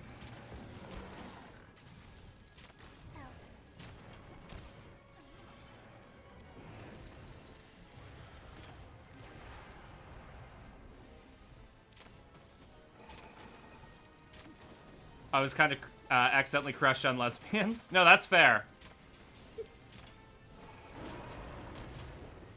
It doesn't help, though, that I have heard that lesbians do not have the greatest of flirt detection skills, so...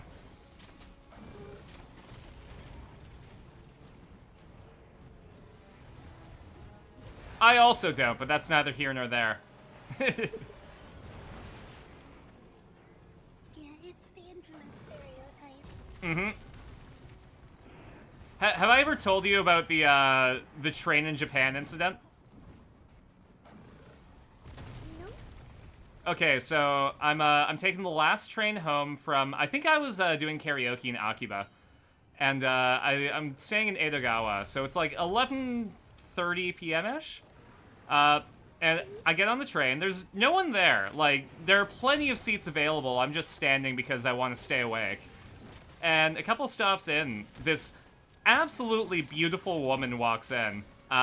She's got the chocolate-colored underbust corset dress, with, like, the hairband and the pink hair, and her makeup was absolutely on point. Honestly, like, 1000% goals.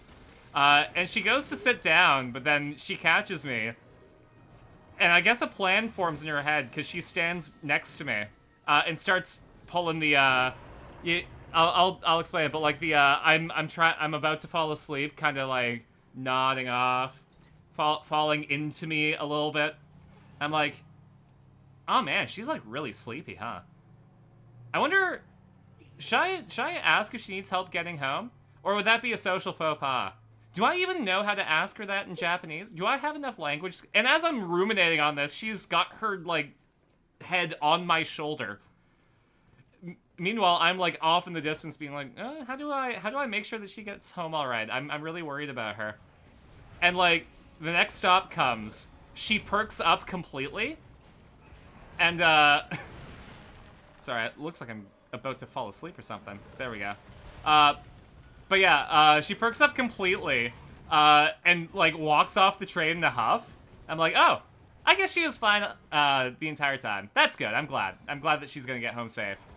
And I walk 20 minutes to get to my apartment. I go into bed, I snuggle up, and then 5 minutes later, I'm like, wait a minute! Hold on! And I never saw her again.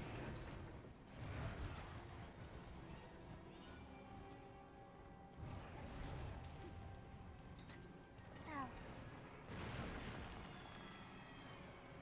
Yeah, Tigrex is real aggressive. It's pokey time. Do it! Oh my goodness, he did the big jump. My large tummy would make Big Spoon hard for me because shape wouldn't match the curve.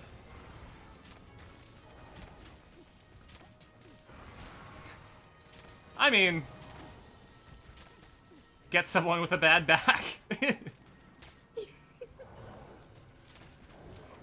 You'll be the absolute monarch of big spooning people with scoliosis.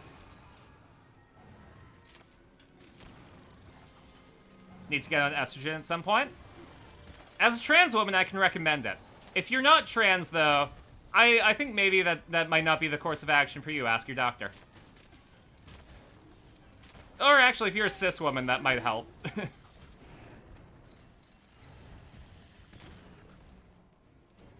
on whatever things you need.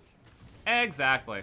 Like, I got put on hormone therapy for a while back in high school, trying to combat my dwarfism. Mm-hmm. It didn't work, but I tried. An attempt was made. Actually, my, a doctor that I have seen since, is relatively convinced that it was because I was put on hormone therapy and then aborted almost immediately on the hormone therapy that ended up causing my bust, like, to grow to the size that I am. Interesting. Sort of like, just like, it was an on button that was switched that just clicked.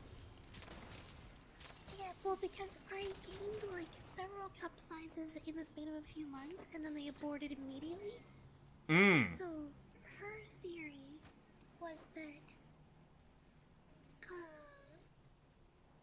basically, like, the big release of hormones that was supposed to happen with puberty got put on pause.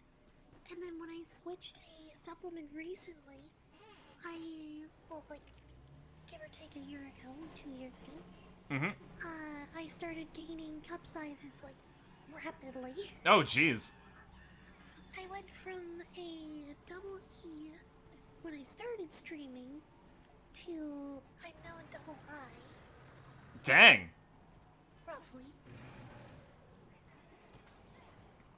And that's like, again, like going back to a previous conversation, that's just bodies. Like, Yep. those bodies exist.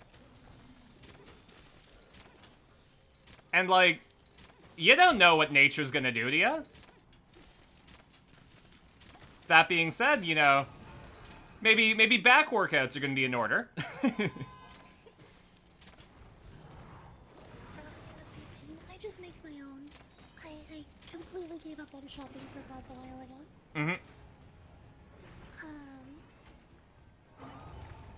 Before I stopped, the cost of before I started making my own, the last quote I received for, because I have to get everything custom, because I have a small band size and a large bust size, it was like $240. Jeez. For one bra. And that's like, you know, it's not even premium, it's just what you need. Yep. And even those I still had to customize after I got them from that maker. Jeez. No, it's fine. I am accustomed to explaining this to people who do know about bras, so I'm fine. It's like,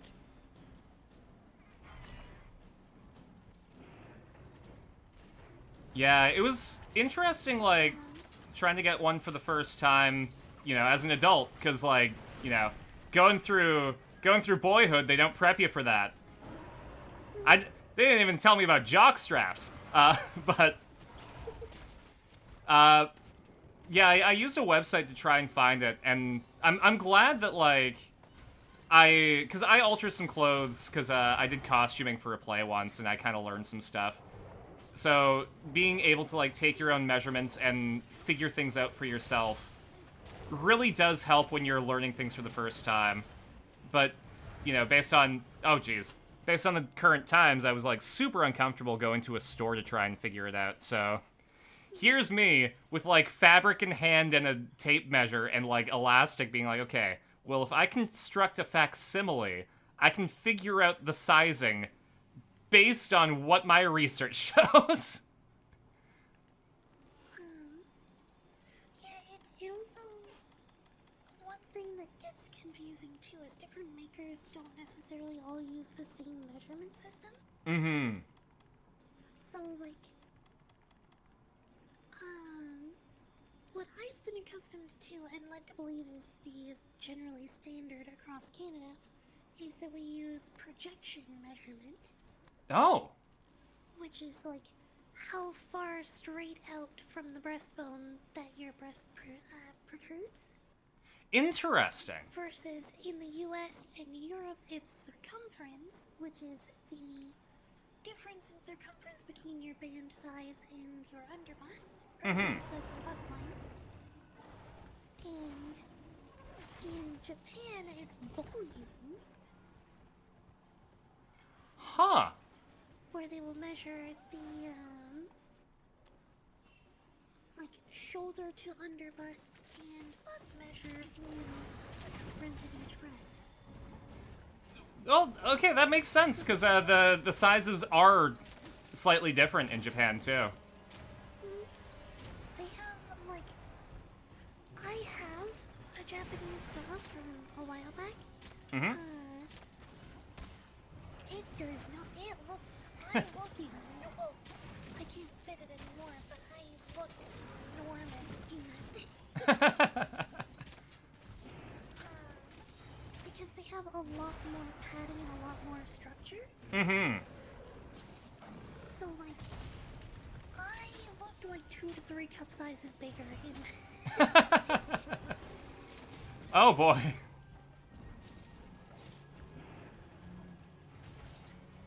You need to go get estrogen It stuff. sounds like finding a recording. Learn to drive so you It's can hard go. to find anything that fits well on that show. Mm-hmm. May I have to boost the volume a little for Jing? You got it. Or... Sorry. No, I think it's legitimately on my end. What I'm going to do is...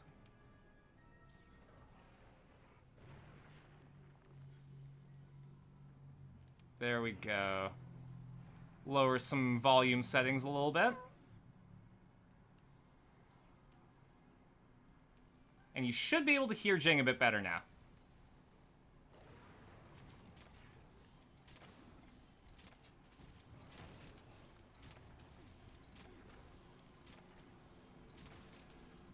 That was as easy as buying a hat? Evidently not. And as an actor, I had to figure out my hat size, too. Oh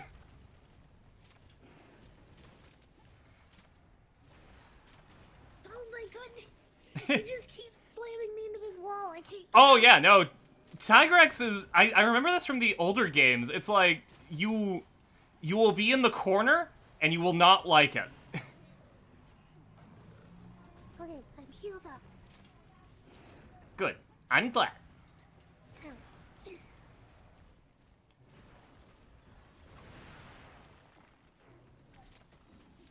Ow. But yeah, Ashen, I do hope that you can achieve your checklist. Learning how to drive is definitely on the list for me. I can't because of the epilepsy, but situationally it would be a good thing to have. Like if they're asking me to like, hey, could you drive a car for like 15 minutes on set? Oh, you got fished! I'm okay.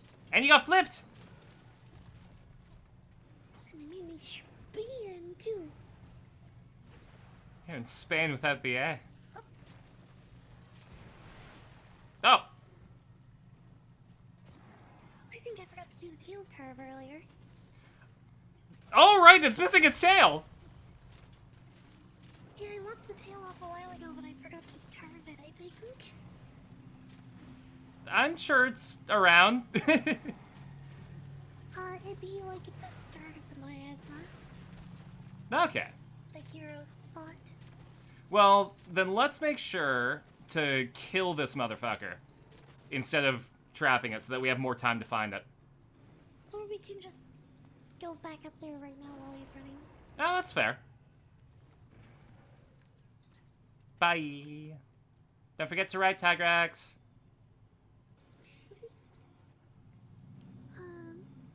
Reminding you the way Tuesday. If you need an answer, can't find it, grab a drink, sit back, post the wrong answer in Facebook, and someone will tell you. Oh, absolutely. There's one thing. Gary, I can drive. Do not trust impulsive thoughts, but you have gotten your driver's license.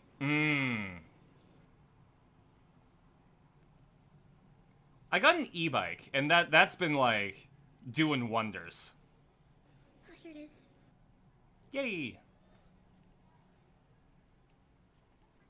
I cannot drive, unfortunately. It's one of those. Do not have remotely the amount of money required to like customize or modify our car into something I can drive. Yeah. Because legally speaking, I'm not allowed to unless I have hand pedals. Well, it's like those issues of accessibility should be included in like some sort of insurance. It's not, but it should be.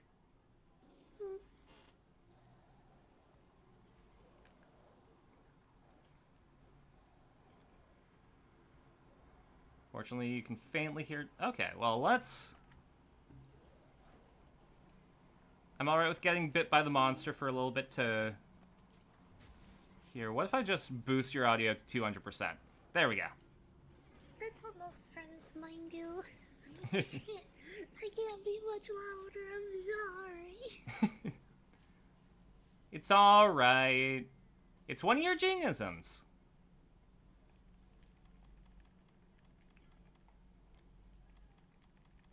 Always hated people that say everyone needs to learn how to drive.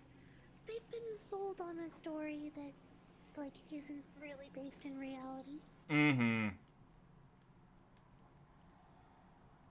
Car companies want everyone to be able to drive.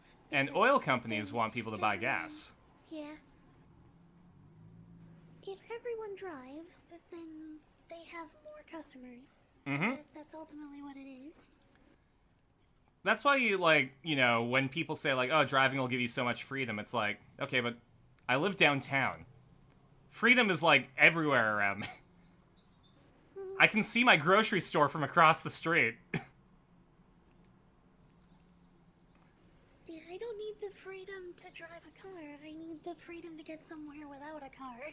Exactly, which is why, like, you know, when I go to Vancouver and take the SkyTrain, it's like, oh my god, this is, like, the perfect way to travel.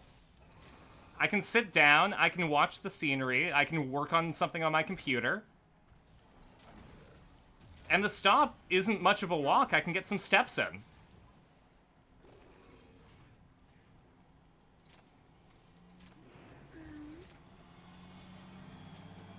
Everyone drives, then you can build more roads mean more taxes, nobody wants to pay more taxes.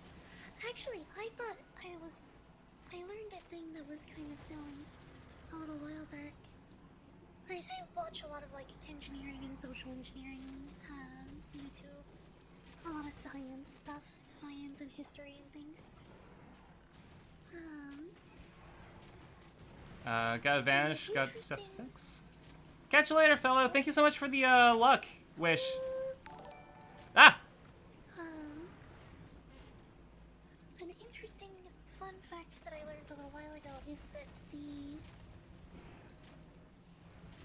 suburbs, like, the like infamous thing that people always know is the oh well, the inner city is like full of welfare programs and it's like people sucking money out of the system, but it's actually the suburbs that are the worst for it.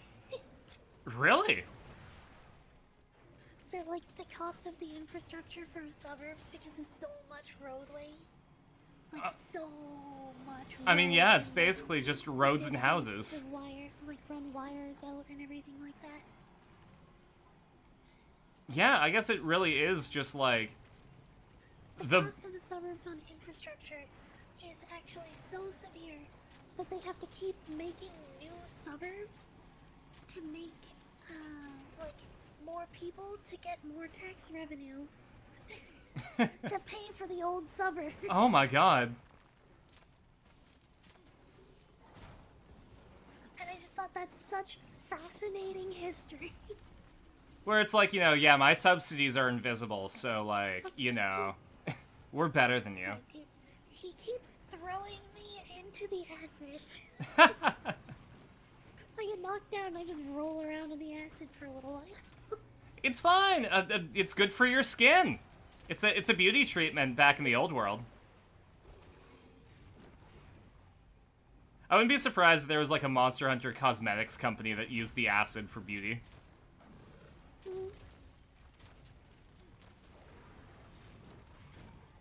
Every time I try to pop off my big shot, I get chomped.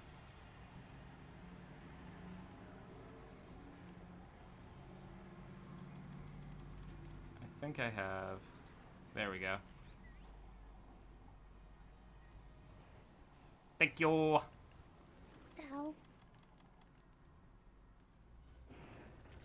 Getting in the bathtub as it melts slowly.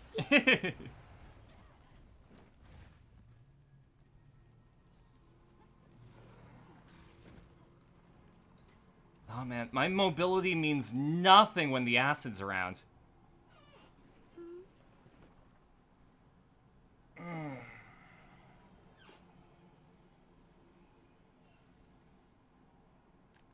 There we go. And I just don't even get to make attacks. I just get slammed over and over. Mm-hmm.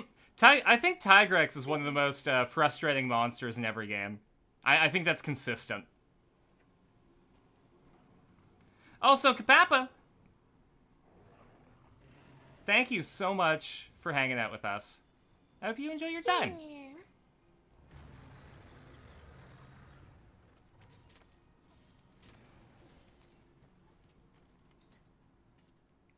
I'm going to mine. Mine? Hi, Alpaca Empress. Hey, Alpaca!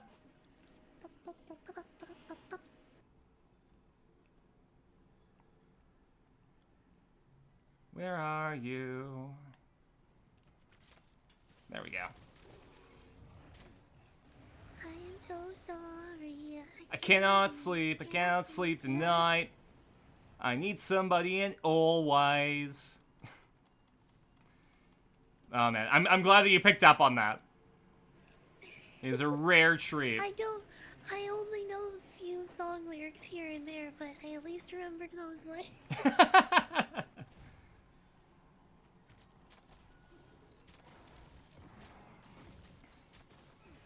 I've been trying to get back into art, and one of the things that I'm doing is I keep a sketchbook on my pillow when I make my bed.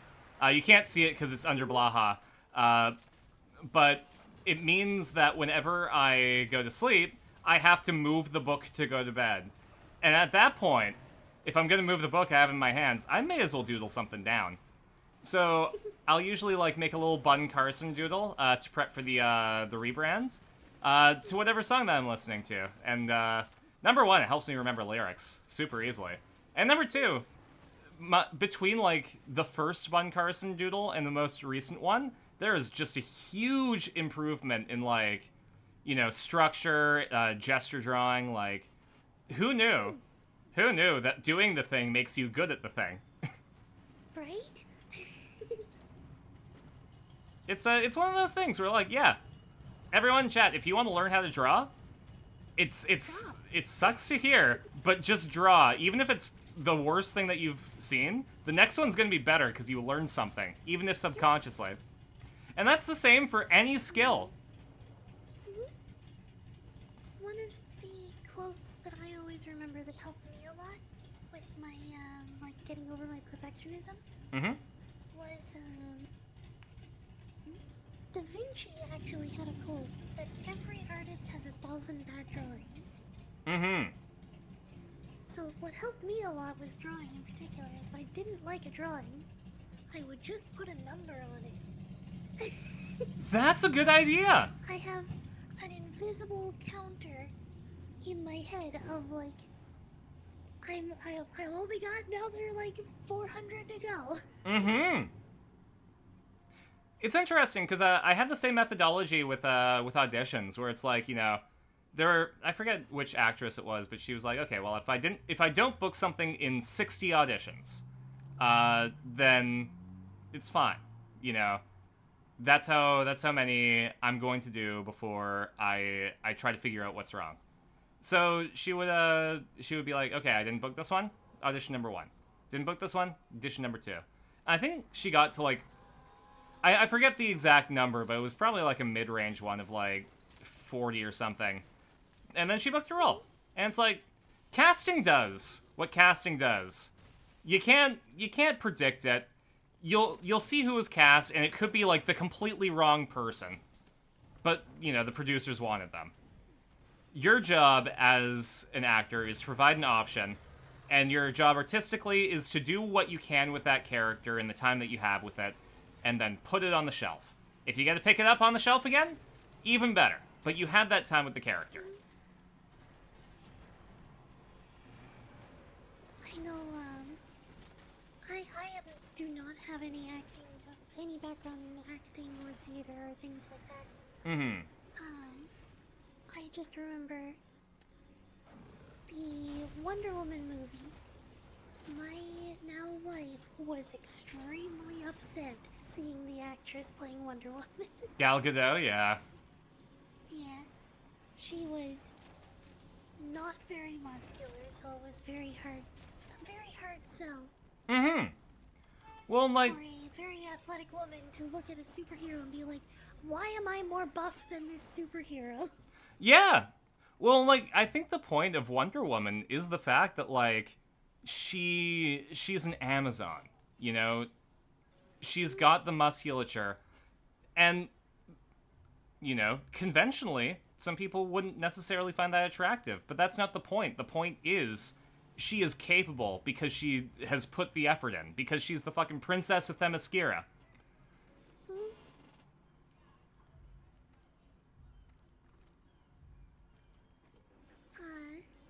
So, she, because of her upsetness over this, we have a Wonder Woman costume that she has now. We don't even like DC. She doesn't even like Wonder Woman. It's the principle of the matter. It's the principle of the matter. Mm-hmm.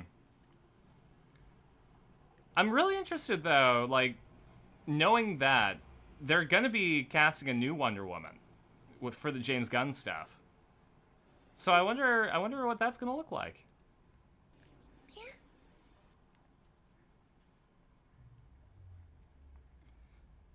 Good night, nurse. Night-night, nurse. Thank you for hanging out. Ah, good job, thank you. That just leaves Brachydios. Wanna head back? I do chop. Now I just gotta find you. What did Shark think about the not-so-muscular She-Hulk for the TV show? That's the thing, is She-Hulk has actually also never really been that muscular. She's been fit, but, like, that's about this. That was actually a big thing in the arc of the comics, is that it's a really late thing in the comics that she figured out that her power as She-Hulk is proportionally increased off of her regular strength.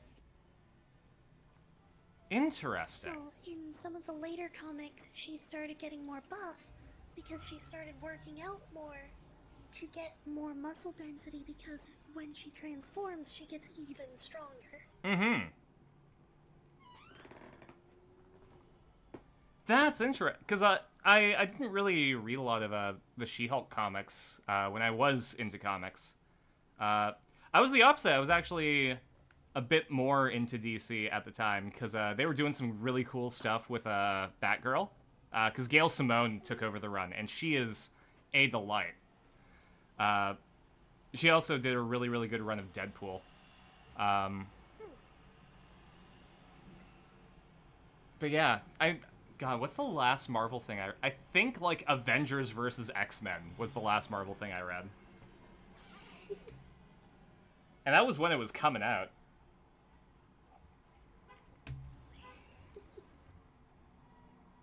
Jelly just sent me a picture of the tiger ice cream. Aww. Like the tiger stripe ice cream or a tiger shaped ice cream? Like a cartoon picture of a tiger's head as an ice cream. Oh my god, that's adorable! Alright, Celiana. Gathering Hub.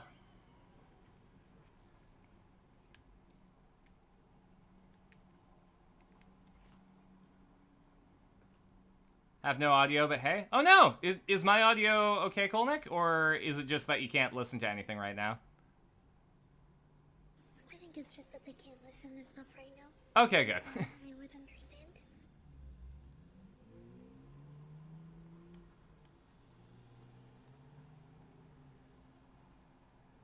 Actually, I should probably see if I can make some new fashion.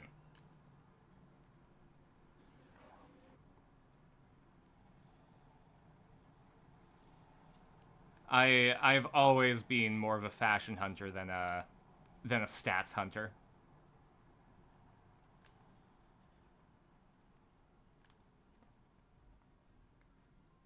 And like the layered armor has helped with that, but at the same time it's like I haven't really messed around with the layered armors very much. it's interesting because like essentially it's just glamours from Final Fantasy XIV. But they do it really weird in World compared to Wilds, because in Wilds, if you make high rank armor, you just have that as a layered armor option, so you can, like, you know, wear whatever. But you getting bonked? I am getting beaten up.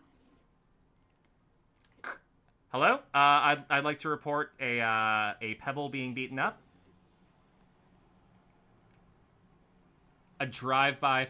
What'd you get hit with this time? I got hit with a smash and a dodgeball, and now they're booping me again. Yeah! You got a drive-by boop! Okay. Slugger, health boost, defense boost. Hunger resist, defense boost. Pebble getting chiseled.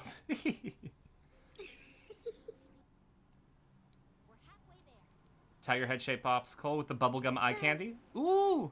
That gives me a really funny idea for a commission. For Oh? some artwork. Just like holding my top up so that my belly is exposed to somebody with hammer and chisel. Literally chiseled abs.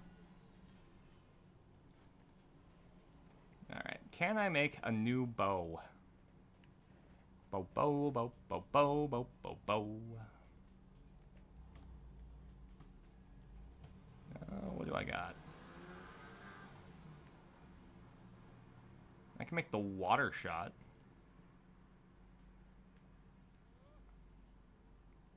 You give peeps the funny ideas. I can't make that. I do already have the Lunastra stuff.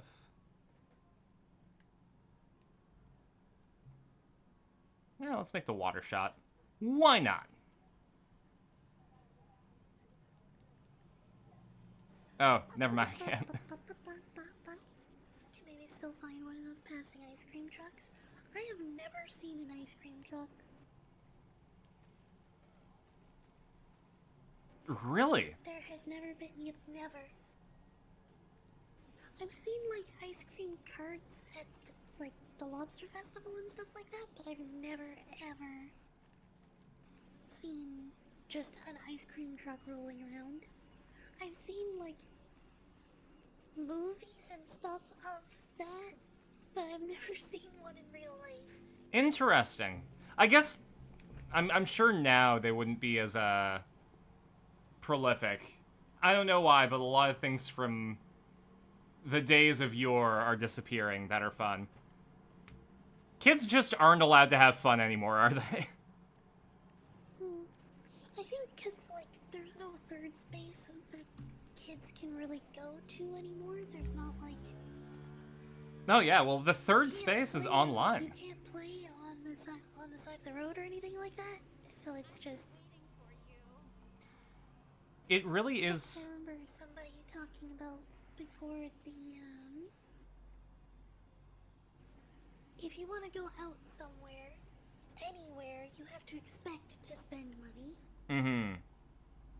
Like, hi Nakashima. Hello. Minimum in present day, you have to have $50 in your pocket if you're gonna go somewhere. Mm-hmm. Which is crazy, because that's more than a week's groceries for me. Exactly. Well, like, you know, if you think about it in terms of like a $15 minimum wage, that's like 3 and a bit hours. Over 3 hours of labor Mm-hmm. to go out for an hour. Exactly. And like there are free things that you can do, but like it's not as accessible when you're, you know, underage. I mean, even if you are of age, it's like you have to have a car to go somewhere to access the free thing. Mm-hmm. It's we need to be kinder to people just wanting to get out of the house. Which kind of ties back to our conversation earlier about the freedom from car. Exactly.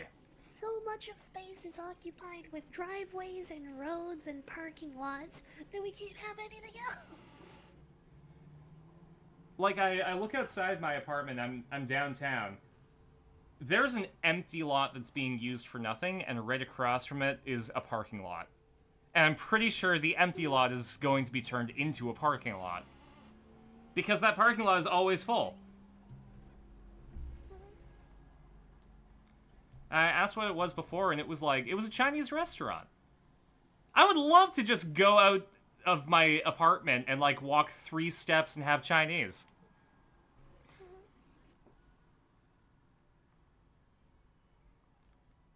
It also helps that parking in my building is like $150 a month.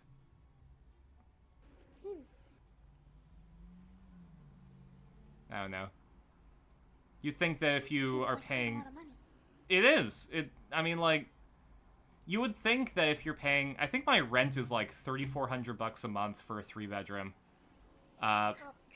You would think that, like, a parking spot would be included in that.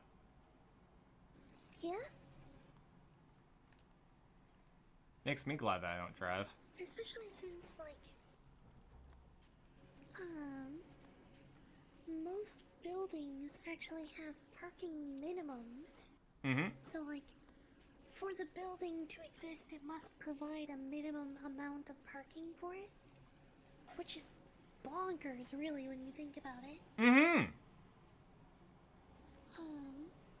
Heck, our apartment has minimum parking. We're, like, on Main Street downtown in a small town. Mm-hmm. We are a 6-apartment building, and we have a parking lot at our building for 12 parking spaces. Why do we have more parking spaces than we need people? space for people? Yeah! Oh my god. Like...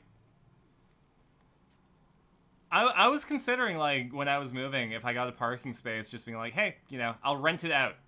I'll be like, hey, office person, you don't live downtown, but you gotta park downtown. And rather than paying some faceless company $20, why don't you pay me 10?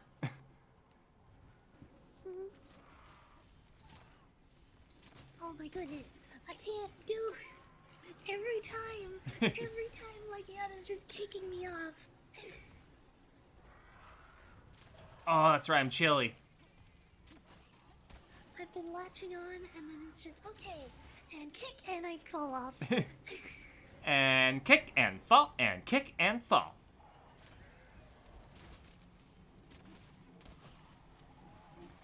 I would gladly walk to places, but most of the time there's no legal path to take. Gotta cling to a wall to cross the road. Yep.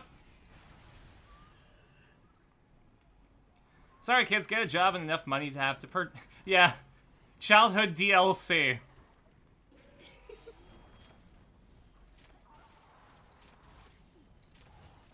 Cause like, yeah, I remember in high school just cause I think we were like a 3-minute bus ride away from the from West Edmonton Mall at the time. So it's like, yeah, it's after school. We don't really have much to do. Let's just hang out in the food court. Maybe one of us will buy some fries or something, but no, we just set up like, I don't know, D&D or something at one of the tables and just play.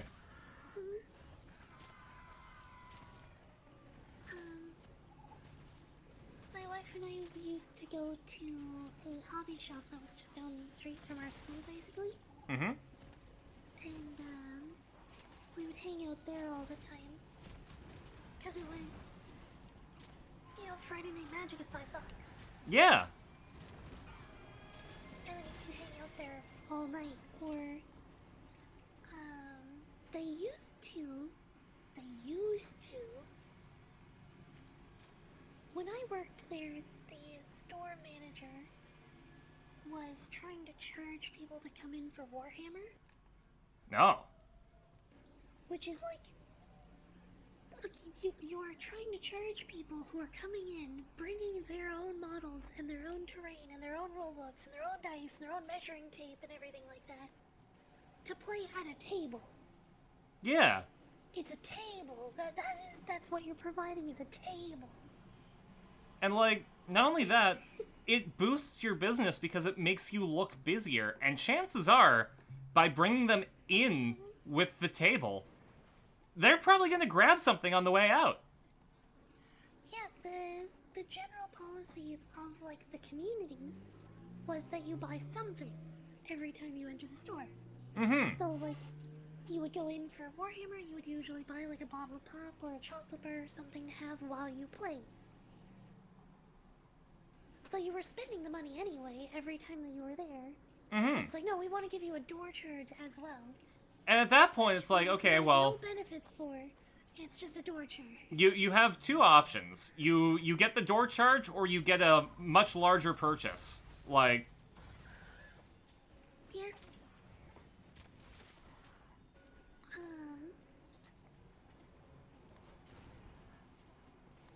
The look at all the green I community think here. one of the wildest ones too is we had a customer who came in all the time, right? Mm-hmm.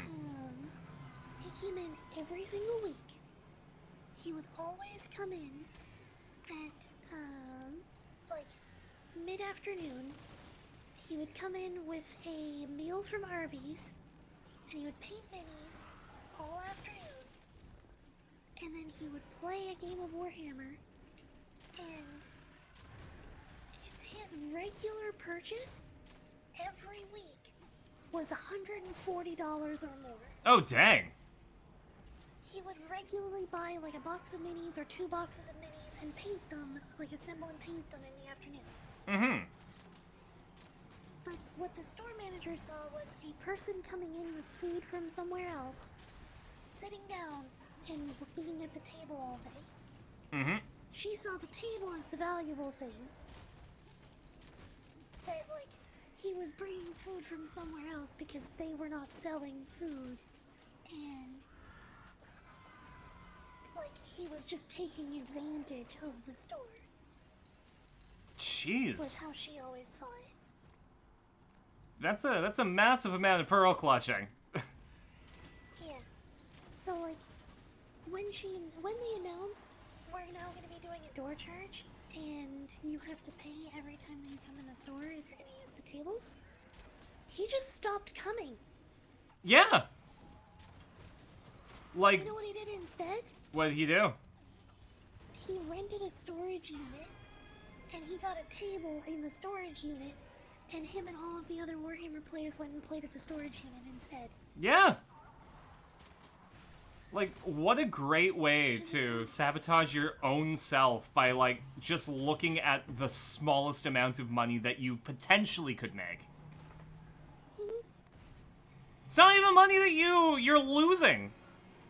It's money that doesn't exist.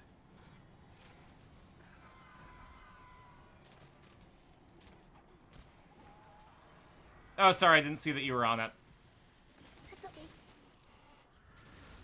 Wouldn't break bring this up if it wasn't so absurd. PragerU defends cars in parking lots. The ad has visual parking lots turned into parks, restaurants, local stores. PragerU saying, look at all the green community there. You know, destroyed to make more car. Think of the cars where the park of children and people are there. Oh my god. Yeah, that sounds like PragerU. Mm-hmm. I mean, it's in the name, Prager. Ew.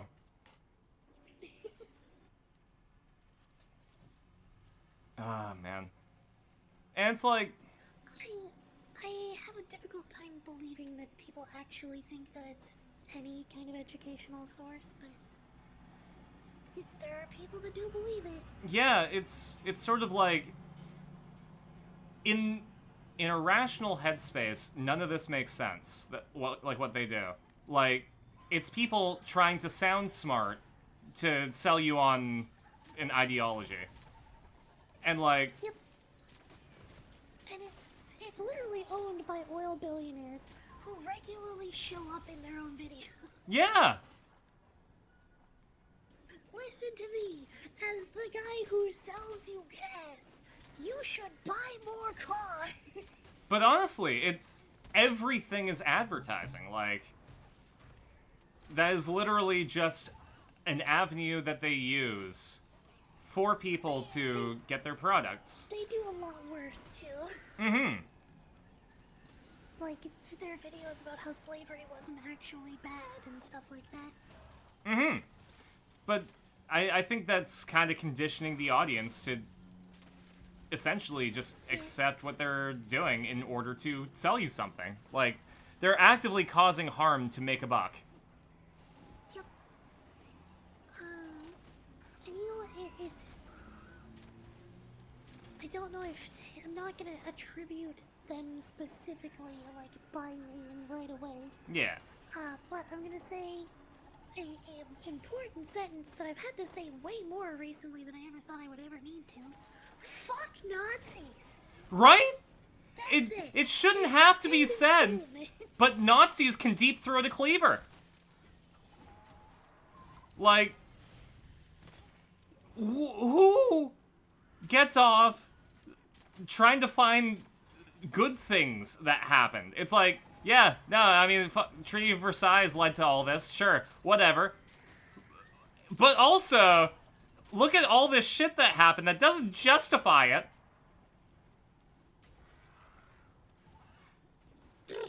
Just because I made you chocolate chip cookies doesn't justify me shooting your dog.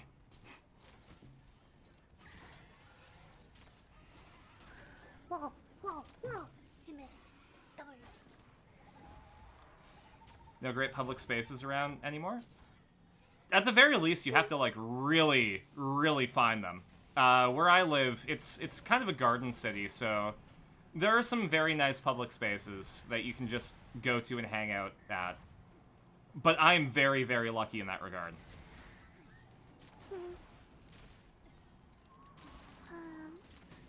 Where I live, even like the wharf, like going to the water, living on the coast, going to the water also has a charge for it now too. What? Yep. The beach is you are only allowed in by car in the summertime anyway. Mm-hmm. And to go in by car is $15 per person. Last I remember looking at the booth prices. Jeez.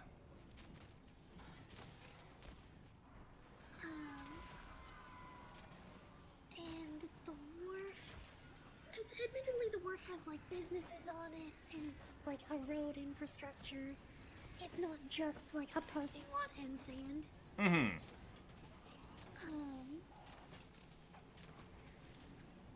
For them, you have to pay, I think it's $5 to go onto the wharf, or you can buy a pass for the season. That's like $50 or whatever. God, we need more civil disobedience. Because, like, if 50 people ignore the rules... Oh yeah, I ignore the rules all the time. Mm-hmm. So the funny thing about it is that you can get onto the wharf if you just walk off the road around the booth. There's nothing to stop you doing that. Mm-hmm. And the beach, the same beach, you can walk off the road at the same wharf. Just walk off the road, down the beach, to the beach. Oh, man. There's no reason to pay to go to the parking lot to go to the beach. No. That's just a rule that they made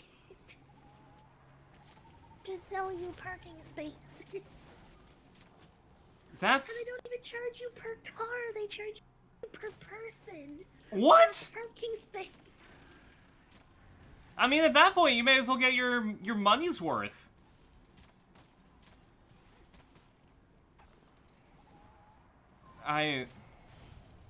Man. It's wild to me, this. I just can't make sense of it. Spicy thoughts, but I can't wait for, like, 10 years from now when all these people are dead.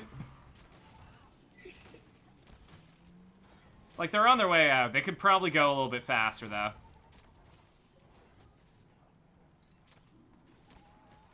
You have audio now. Welcome back, Kolnick. Yay! We were griping about the 21st century. Sorry to end up in spicy conversation. No, that's just where the conversation went.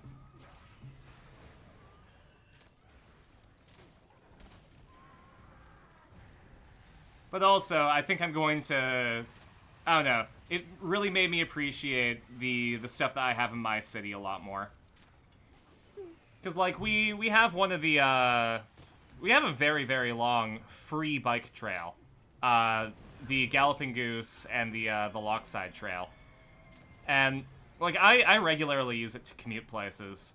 But also, it's just a nice, free thing to do with friends, to just ride a bike. There's an upfront cost of the bike, but, like...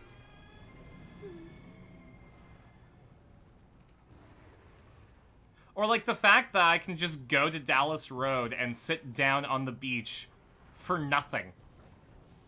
Yeah.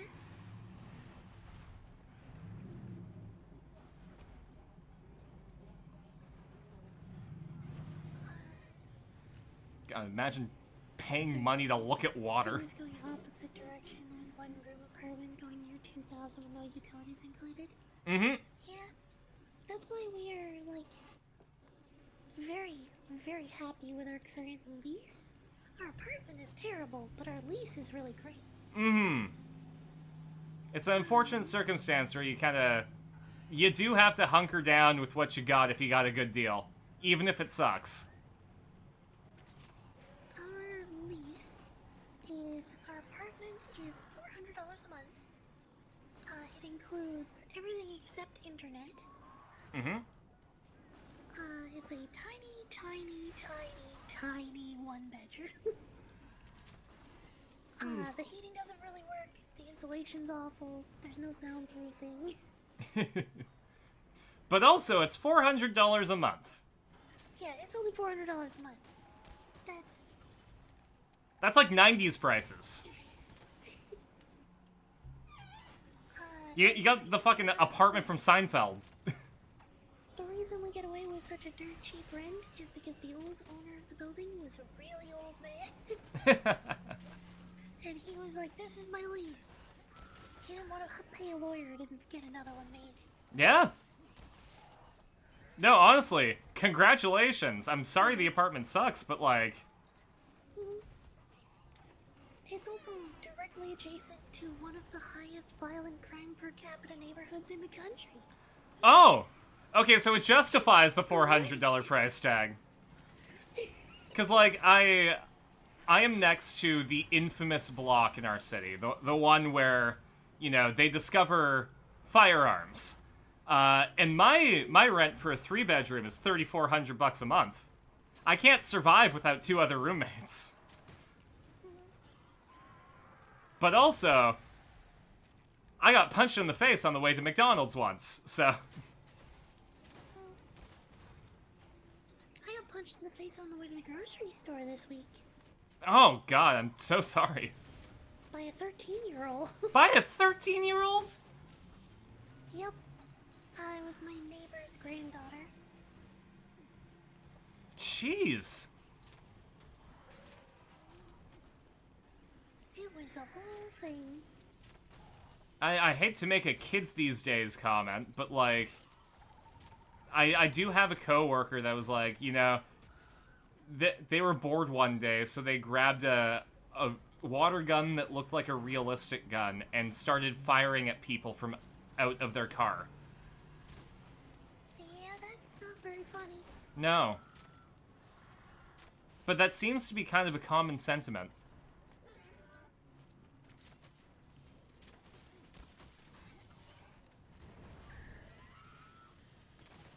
We need to bring back those PSAs at the end of, like, G.I. Joe. Like, you're watching fucking My Hero Academia, and Deku goes like, "Hey, kids! You know what's not a good idea? Shooting water guns from outside your car. I don't know why I have to talk about this. Apparently it happens. Stay in school."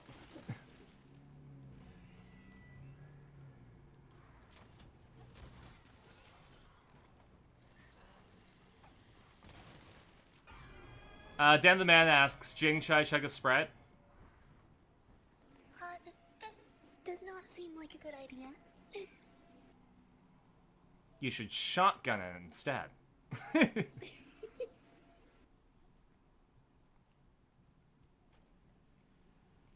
I go outside, it's to water my plants and running back inside before you bake in the Texas sun. That's fair. You know what? I will give you that. I wish I had a balcony. I would love to grow my own herbs again. I am really glad we have veggie garden plots out in the backyard. Ooh. And of all 6 apartment units in our building, I get to use 5 of the 6 vegetable gardens. Because I asked everybody else in our building, like, alright, would you mind if I use your space in the vegetable garden? And for the most part, they're all like, yeah, I don't really garden. I'm fine with that. Mm-hmm. Except for one of them, this one older lady is just like, no, it's my vegetable garden. I would like the option to use it, even if I will not. Yep, she has the option to use it, she just never does. Mm-hmm. So, yeah, that's fair. You're paying Yeah. the rent for it. Like, But, like, you could use it. it's your right. I would love to see, like, a fern there or a tomato plant or something.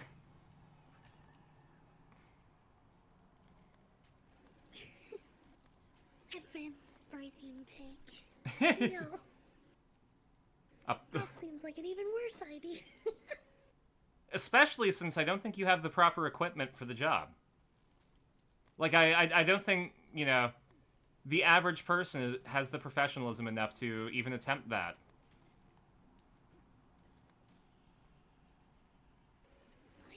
Oh, there it is. I was trying to remember. I remember using the grappling hook to get up here really fast. I couldn't remember how I did it. Oh, yeah, you are Spider-Man swinging. Yeah, you can just go from beetle to beetle to beetle to beetle. Yeah. And get almost all the way to the top in one go. Oh my god, that feels so good. There's a few spots that you can do it in this game, and it always feels awesome when you get to use it. Mm-hmm. There are many... Capture, or are we just gonna kill it? May as well capture if we can. Okay. No, except... You know you can make an inside herb garden by using gallon water jugs from a makeshift greenhouse. You can also grow potatoes in a bucket. Ooh! Because potatoes are just an infinite food glitch. Same with, green onions. Sorry, I realized I forgot to make traps, so we are good to slay.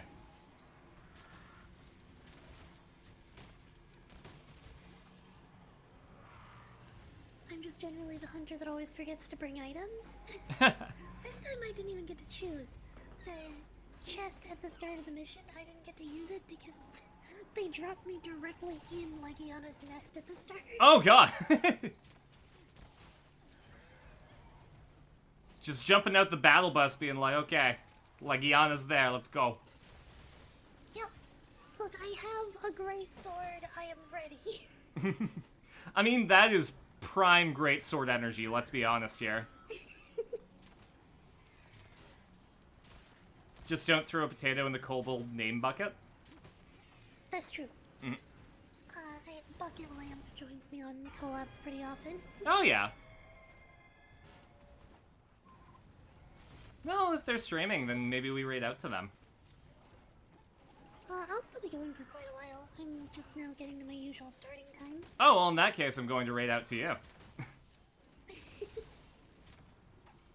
Yeah, I've got split streams today, because I do have to go and grab some food after, between this and the Jackbox stream. I hope they all have fun with Jackbox. Yeah! It's gonna be the... Oh, nice! Bah.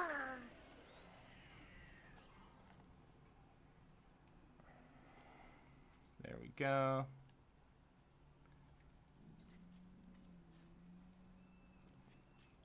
Yeah, I kind of figured... The grow potatoes thing is just, dirt, potatoes, dirt, potatoes, dirt, potatoes, dirt, bucket. Yeah, and I mean, all you have to do is, like, put a little tarp down, put the bucket on top of the tarp, you're good.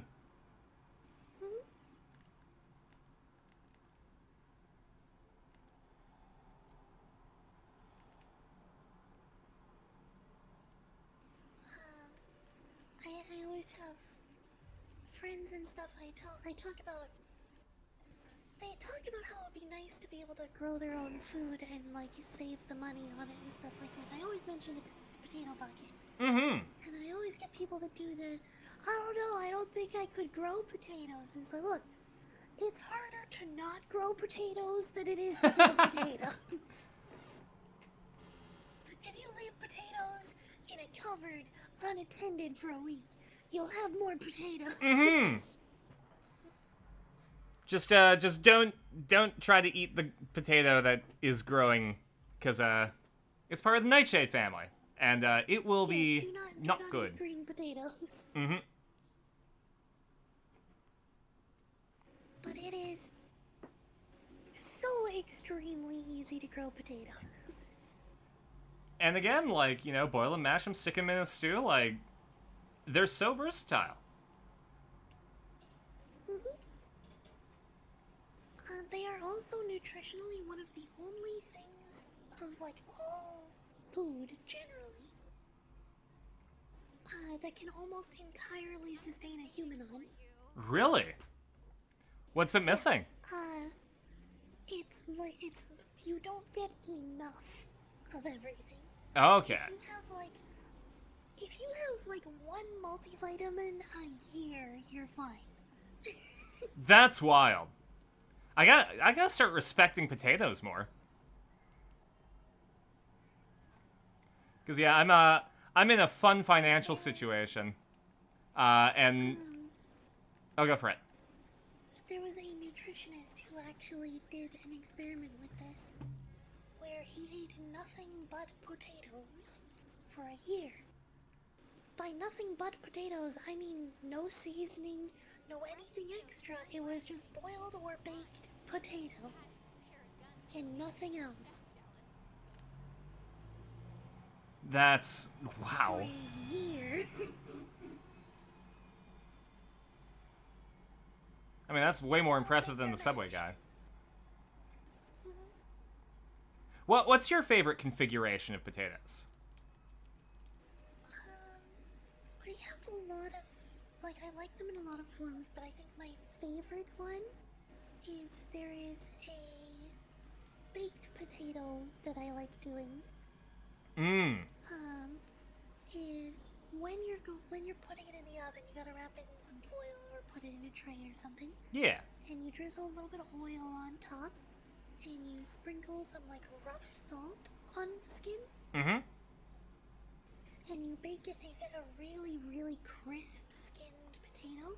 Mm-hmm. The crisp, like the crunchy salt crystals. I know exactly what you're talking about. Oh my, it's so satisfying too. And like I also throw a little bit of And then paprika. when you finish the baking, you cut it open and you sprinkle in. I have a little bit of a Cajun mix for spice Mm-hmm. with a pat of butter and some cheese, Mm-hmm. bacon if you can get it, and scallions. Mm-hmm. A fully loaded baked potato is one of the most satisfying things to eat. Especially, like, I like it because when I have a rough day, like, things have sucked, I got into an argument, maybe, like, you know, I hit my thigh wrong when I was doing my injection, it bled a little bit. I will turn on the oven to 450. I'll poke my potato full of holes. I'll set it up just the way that you did.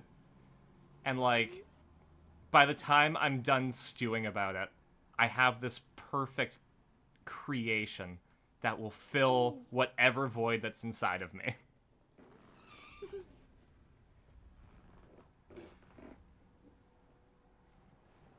Yeah, it'll be really satisfying. Mm-hmm. There we go. Hello, Brachydio.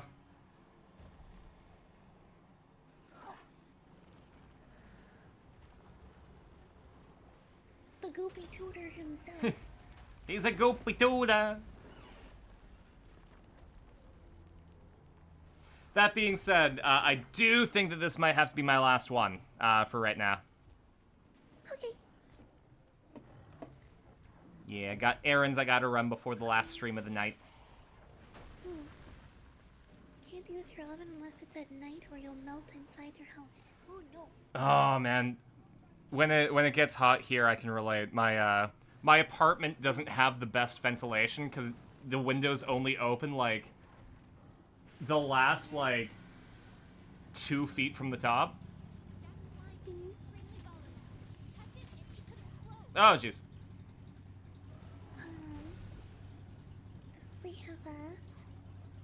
We have a similar issue with airflow in our apartment.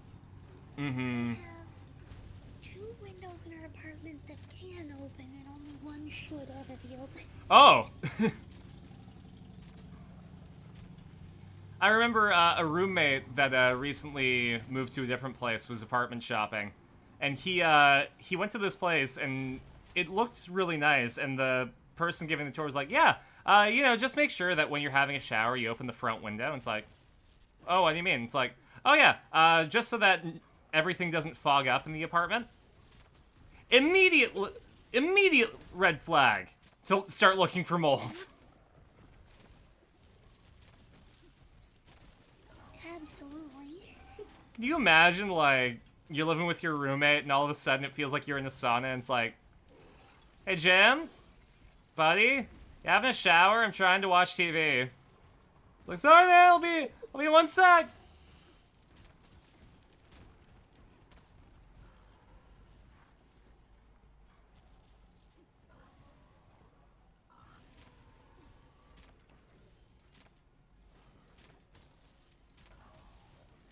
Sea Star has to hop.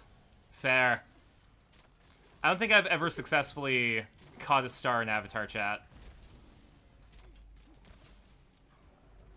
Yeah, the easiest way that most people catch them is using bombs, but that costs 2 stars per bomb. So Mm-hmm.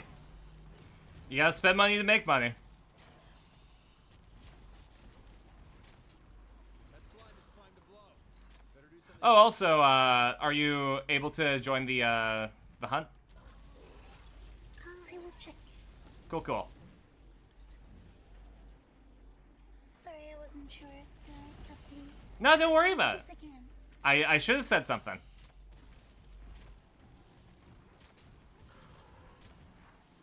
really matter because you get so much more money by just watching the stream. It's true. Yeah. Get passive income too for just hanging out in the stream. And you can earn your passive income by going to twitch.tv/LibraryOfJing. Darn, you don't have that. No, I don't. But you should still go follow Space SHARQ. I got other stuff. Before the rebrand and you lose track. If you watch my stream and get 5,000 SHARQ coins, you can make me put bunny ears on before the rebrand.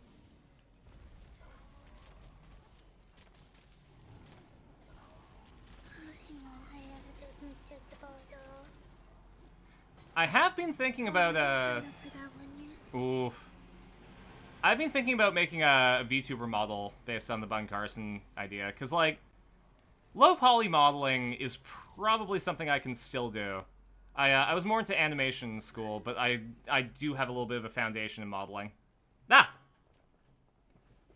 Jing, you've bunned me! Right, Cindy. You also could do, like, a V-Ride as a placeholder if you wanted to. That's true. I just figure, because, like, there we go. I stream on my webcam, so I already have, like, what I usually do. It would be nice to have a personal model, to complement that. And, you know, yeah, I could hire somebody to do it. But also, it's a skill that I want to get back, so I may as well retrain myself in it. Absolutely fair. There we go. Now you can see... It's a skill that I want to get better at, too. It's again, it's one of those things where you do just have to keep jamming at it. And just figuring out the logic yourself. Because, like, you can follow tutorials, but that's someone else's workflow, and you can base it on that. But inevitably, yours will be different.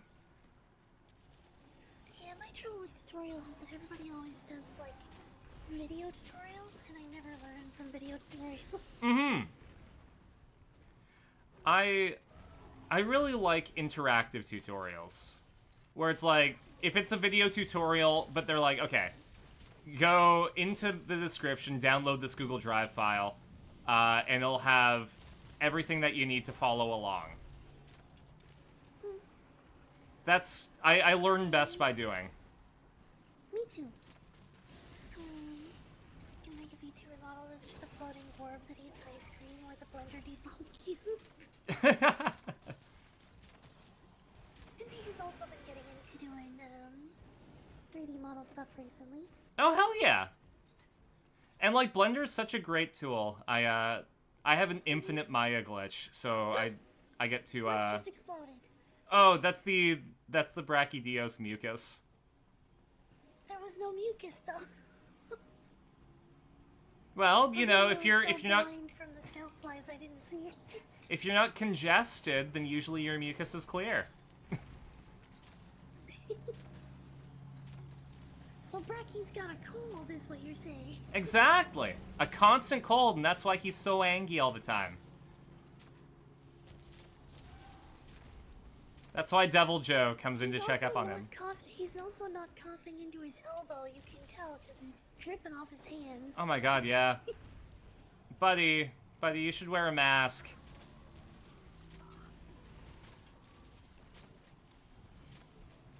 Remember, kids, vampire coughs.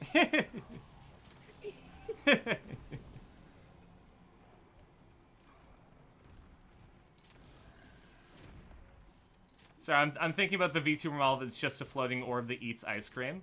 What if the floating orb is the ice cream? And just every so often it gets like a little bite taken out of it.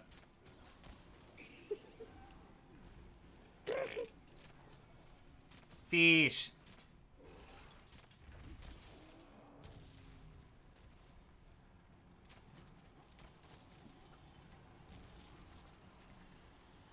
Boop.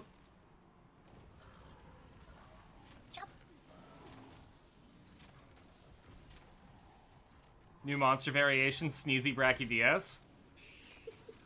Oh man, where the little thing on its head is like a cannon and it goes achoo and launches it across the map.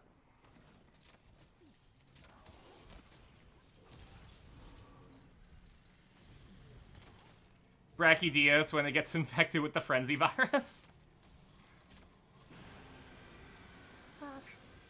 was trying to get him to face the wall. Oof. A vanilla ice cream that fears being eaten by Jing. But Jing is already the vanilla ice cream. We learned that. Okay, his tail exploded on me. Oh, well, if the mucus is coming out of that end, you got worse problems. True. I fear we may be dealing with a very, very seriously sick individual. There's just mucus coming out everywhere. Hold on, I'm going to apply coating so I can deliver the vaccine. Isn't she a doll made of hard candy and rainbow ice cream? Oh man, you know what I picked up recently that I haven't had in years? That's like amazing. Werther's original candies. Oh. They were like the default grandparent candy when I was growing up.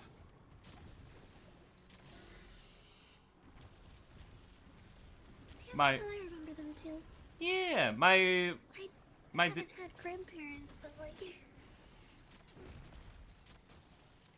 That's fair. I mean, it kind of gets around colloquially, right? Like when I was a kid, and my dad's side is Ukrainian, my mom's side is English.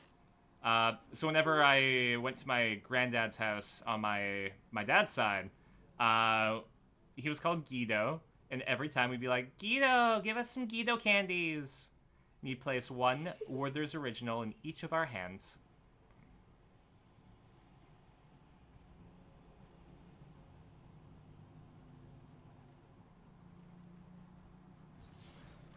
I'm trying to get rocks. Thank you. I'm harvesting. Okay. Well, now that you've exploded it, I feel like maybe I won't try to cure what ails you, Brachydio.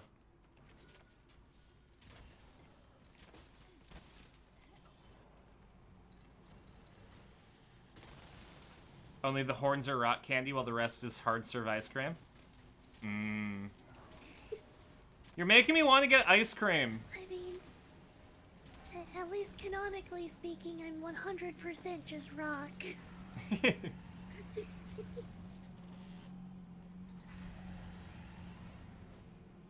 Ooh, Azure Rathalos.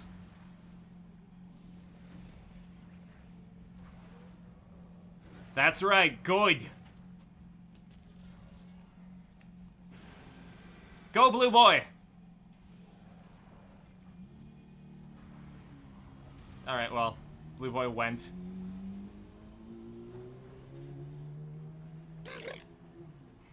I figured out why I've been exploding. Oh? I was getting smeared with the mucus. Oh, It was yeah. the mucus that was on me that was exploding. That would do it. Uh-oh. In order to survive down here, I'm gonna have to have an iced tea. What's your favorite cold drink? My favorite cold drink treat is, Grape Crush. Is which crush? Grape Crush. Grape Crush is great. How do I get this stuff off of me? I don't know if you have to use soap or not. You might...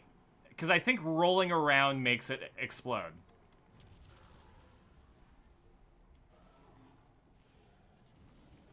Cleanser rolling? Okay.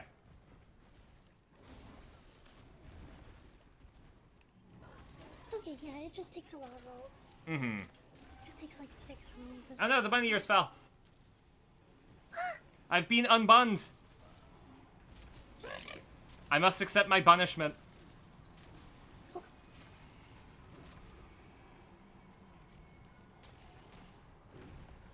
Actually, I was talking about my speaking of my punishments for my my subathon's starting tomorrow. Ooh. I was talking about those earlier. That was the chat orders me a pizza thing. Yeah. What are the options so far? Like, what are your top picks? punishments? Yeah. I have make me do 10 sit-ups and 10 push-ups. Mm-hmm. Normally, I would love to do those just normally again, but like, they're significantly harder since my growth spurt. Yep. Well, you meet the So ground faster, so. I figure 10 will be more than enough. I can barely even do 2 sit-ups anymore. Mm-hmm.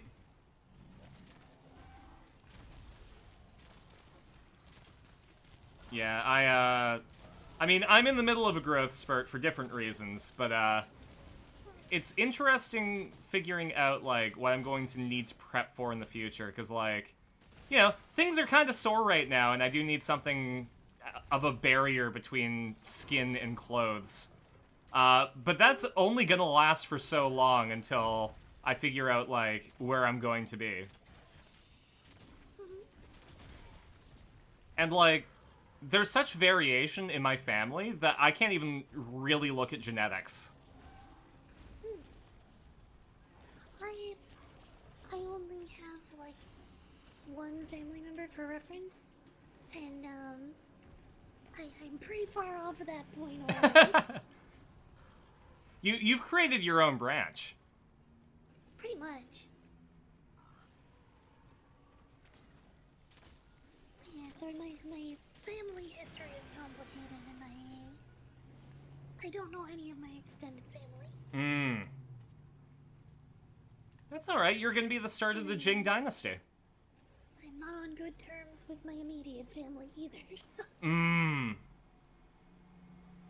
I'm sorry to hear that. It's, the reality of the situation really sucks, but I really hope that you can make the most of it, you know, as you are. Because, you know, you have people around you that love you. Yeah, and I am happy as I am, too. Mm-hmm.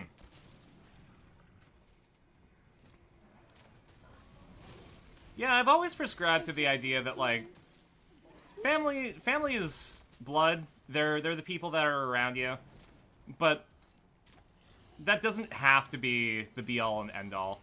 I have stronger relationships with other people around me than my extended family members. There is a really important thing is the famous phrase is often misattributed. Yeah, like the blood of the covenant is thicker than the water of the womb. Ooh, excellent. Mm-hmm. That was part of the bond, but yeah, you got it. Yeah.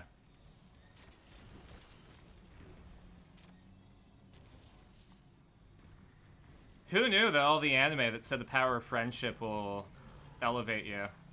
We're right.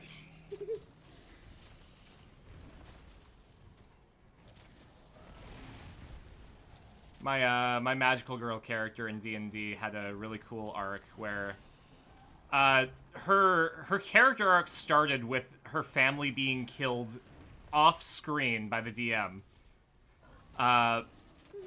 And it made her realize that, you know, the whole magical girl thing about love, friendship, and hope, she was just doing in name only. Like, she espoused those sentiments, but she didn't live them. And it took her giving up her powers, essentially, me removing my class for a hot minute. Becoming, like, you know, commoner, but, like, a sick level 15 commoner for a little bit in order to, for her character arc to progress. And, you know, she didn't just have that. She was a mech pilot for a while. That was cool. But yeah, just, oof. I think it's cool to play character arcs like that, where mechanically you have to live it.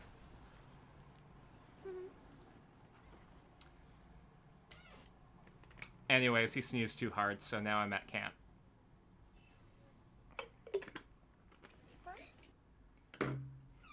The Brachydio sneezed on me really hard, and now I have to re-equip. Okay. I've actually been getting picked on now by the little guys. Every time I'm charging up an attack and about to get a good swing, all of a sudden I have something just run up and headbutt me from the side. Oh, jeez. There we go. Got some max potions. Got some iced tea.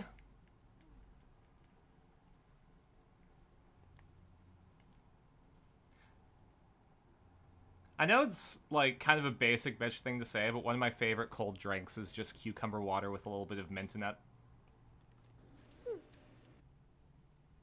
Oh, why do I only have one mega potion?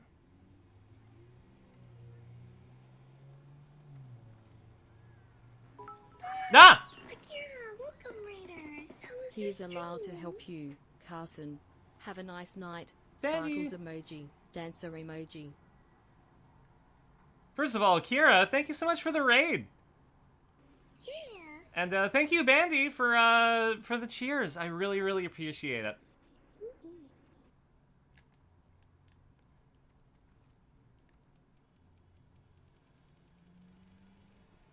There we go.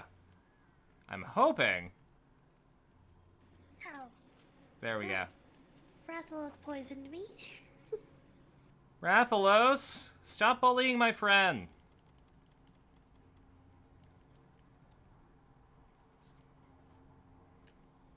She's a good bean. I'm also on fire now. Oh, jeez. Life First is great. Life is great, you know, I'm with my friends, I'm on fire, slowly succumbing to the poison that courses through my veins. It's a living. Oh, I got the health booster and the vitality mantle, so Good, good. I actually haven't even used either one of them until this hunt, so It's a hard one. I got the temporal mantle, but I don't know what it does. I assume something to do with time. The mantle is just the you get like one hit that does nothing. Okay. It's a free bonk. Yeah. Vitality mantle's basically the same, but it has a set amount of health, so it can take more hits. But if it's one really big hit, then it doesn't handle it as well. Okay. I think the temporal mantle should work well for the Brachydios fight then, because it does have some pretty big hits. Usually it's like an urge tempered thing is what you would use the temporal for instead. Yeah. And I've been re-poisoned. Thank you, Rathalos, for coming back as soon as I cured myself to light me on fire and poison me again. You're a real pal, Rathalos. You can go now. It's been nice. Make sure to take some leftovers with you on the way out. You've been really cool. Let's do this again next year. No, next year, not next week.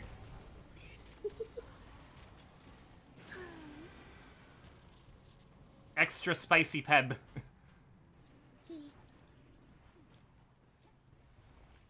You were made of flint today. Or I guess it would be more accurate to say something like sodium or phosphorus.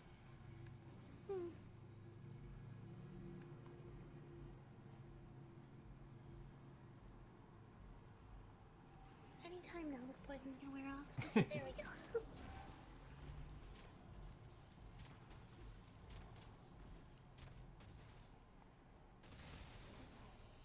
Gotta remember to start bringing more support items.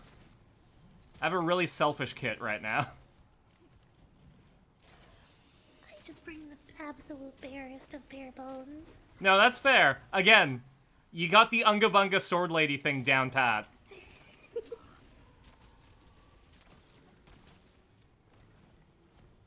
Hope your stream is going well. Mine went alright. Just going through some more Persona 4. Ooh! Oh, I hope you had fun with Persona.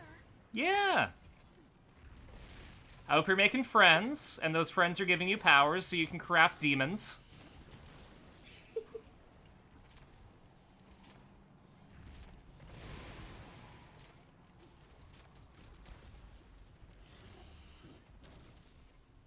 I was thinking about going back to Persona 4 on my stream, because that's one of the first things that we did. We never finished it. I think we got to Risei's, Risei's dungeon. But, now they're coming out with the Persona 4, revival. So I think, going back to that would be a good way to play the algorithm while also playing Persona 4 again. Yeah.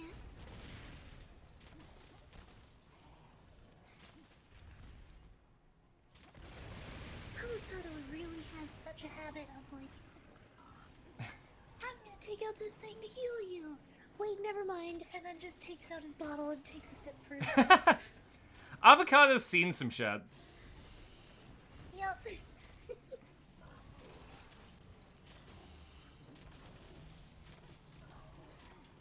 Taking a post-traumatic sip. It's poking time!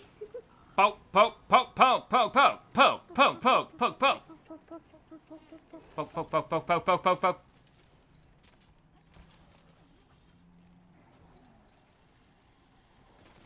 Kaboom. Chop! Nice! You got them big choppies. Woohoo. There's the tail. Nice. Really? These little tiny pterodactyls are like, hey, you know, they're firing a shot that's gonna get rid of this apex predator that's gonna start eating us soon. Now let's interrupt it. And here's Rathalos again. Just flying overhead. Rathalos, I love you. You're on the Tail box. cut now. Good idea.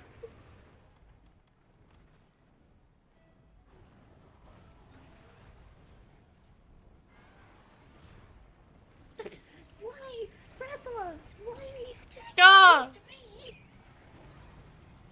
It's gotten... Rathalos, I need to talk to you about parasocial relationships. Shows up, roars at Bracky, immediately tackles me. Rathalos was like, sup, Bracky. Hold on.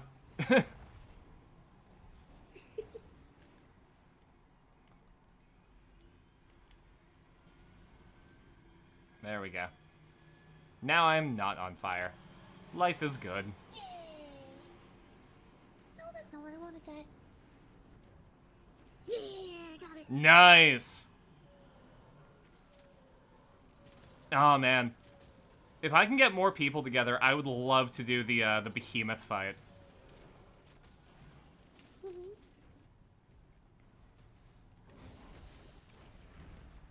My friend, Emma, she streams as Chewy's Kez. I bought her Monster Hunter World, and she also plays Final Fantasy XIV now, too. So that would be like...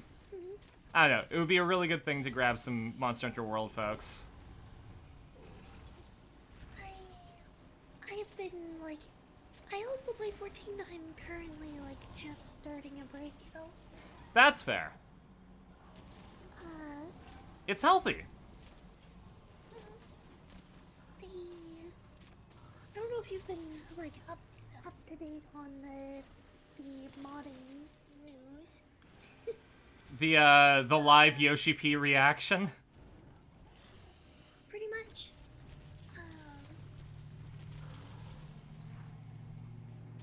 But basically the mod Mayor being taken down basically killed, like, all of the nightclubs. Mm-hmm. So that was primarily where I hung out in-game, was I would go and I would do my crafting and stuff in active clubs. Yeah. Because I could listen to people DJing sets and stuff, and it was really fun. I got to hear a lot of new music I never would have heard before. Mm-hmm.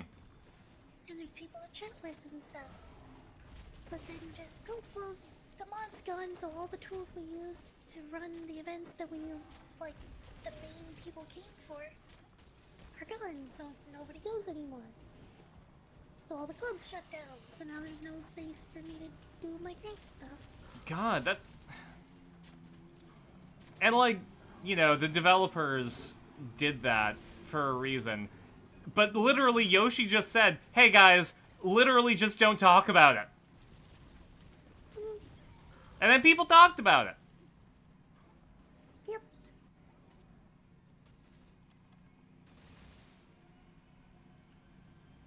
Feeling bit.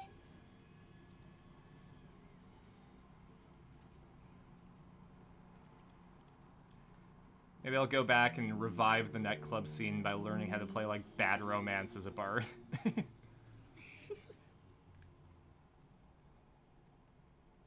are people that can do that kind of thing. It's just like, It's magic. literally just don't talk about what? The modding in Final Fantasy XIV. Yeah. Because, like, officially they can't condone it.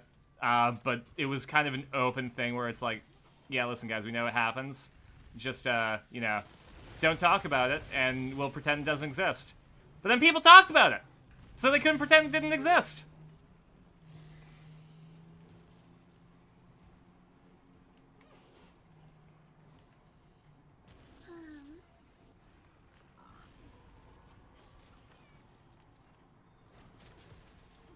Okay, you know, I know there's this saying of sneezing your brains out. I just found a piece of Brachydios cortex on the ground.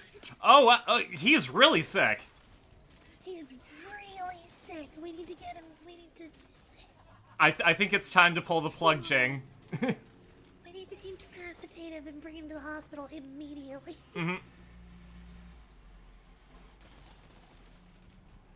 Nighty night, go to sleep, Brachydios, you bug me. Bunk! Nice. Fully charged shot to the head. Oh man, that's so satisfying.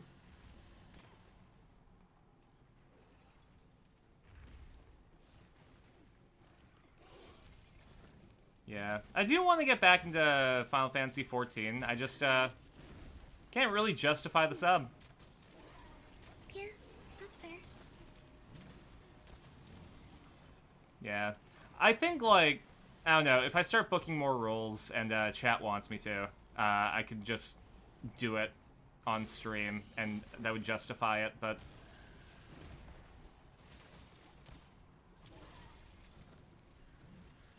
It also just doesn't really have a lot of content to do with, like, with people. Mm-hmm.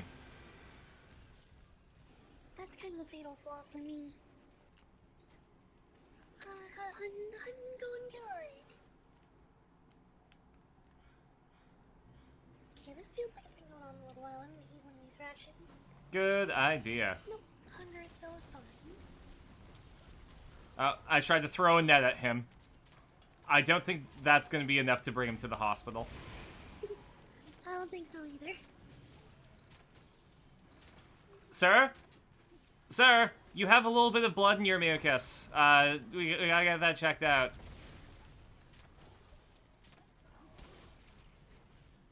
There we go. Bonk. That was a good bonk. Yeah. Let's head back and report.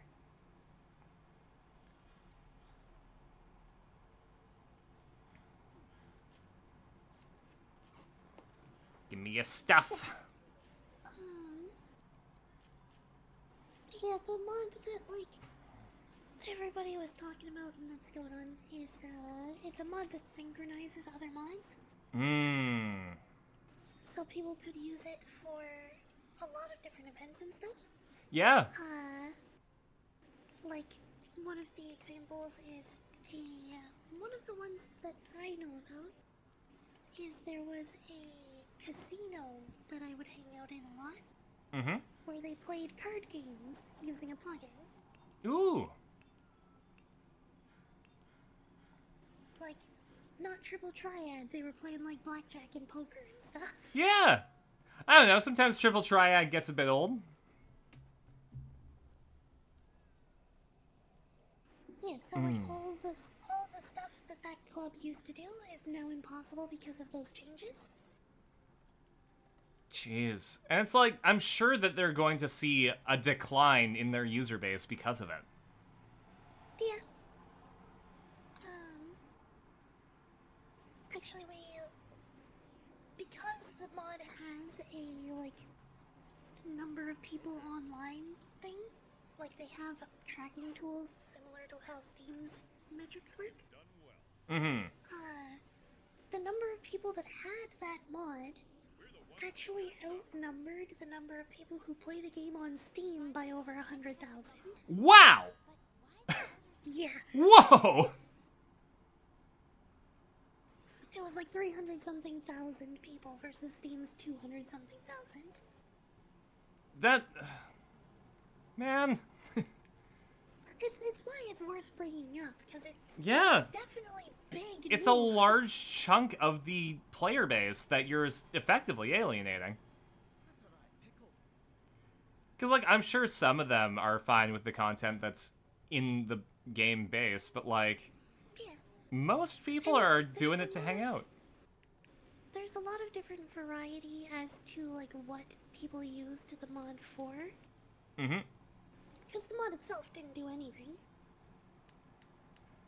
Like, it did not change the game in any way for you just to have that mod.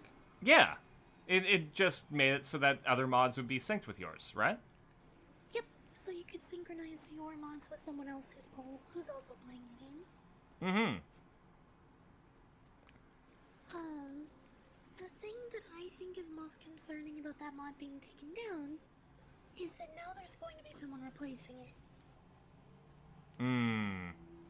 So, because of the nature of how it works and how it connects to multiple PCs, this was something that was a security, like, it was a potential security vulnerability. Mm-hmm. But the person who has been running it has been trustworthy for such a long time and has, like, all of their, like, has been very accountable for everything that happened with it. So it was a safe thing, basically. We knew that it was not gonna hurt anybody. Yeah, it was time-tested. Yeah, but now we're gonna have somebody else fill the exact same niche because people want the same game that they've been playing. And we don't have that time-tested security anymore. No, and I'm sure multiple people are going to be popping up to try their hand at it, and who knows which ones are going to be looking to do something nasty. Apparently there is one that's already out. And it's not promising. Oh no. Because there was an alternative to the synchronizing mod that was made by people who were banned from the synchronizing mod because they were, like, invading other people's privacy and stuff with it. Promising, yeah. Yeah, they were people that were taking advantage of that security, like, vulnerability. Mm-hmm. And they got banned from using the mod for it. They are now the ones who are hosting the new alternative. Incredibly trustworthy. For sure. Oh, man. Well, I should probably go get some noms. So for my half of the stream, it was brought to you by my supporters, Eco Tamago, Course Shift, Swagger Shark Sam, RD400, Batsmon, Alan Wrench, and viewers like you, thank you. And streamers like Jing, thanks so much for hanging out with me. I'm so glad that we got to do it again. Yeah, we don't do it again sooner next time. Yeah, instead of our annual meetup. Well, for my end, part of the rebrand is trying to make sure that I connect with, the people that I like a bit more. So once we are Bun Carson, I would love to have you for a, this is the end of Space Shark. I would love to have you for the beginning of Bun Carson. Mm-hmm.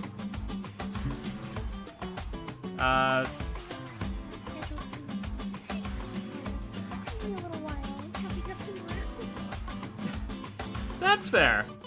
And honestly, like, it can be whenever, just so long as, we do something. Because I do enjoy hanging out with you. Shocker, I know. Your chat has been absolutely gracious having me on, too. So thank you so much for having me.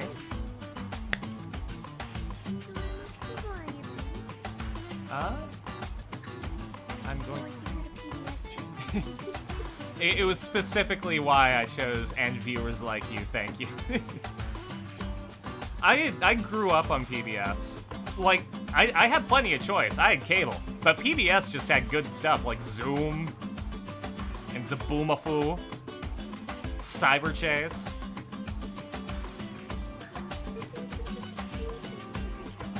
Ooh!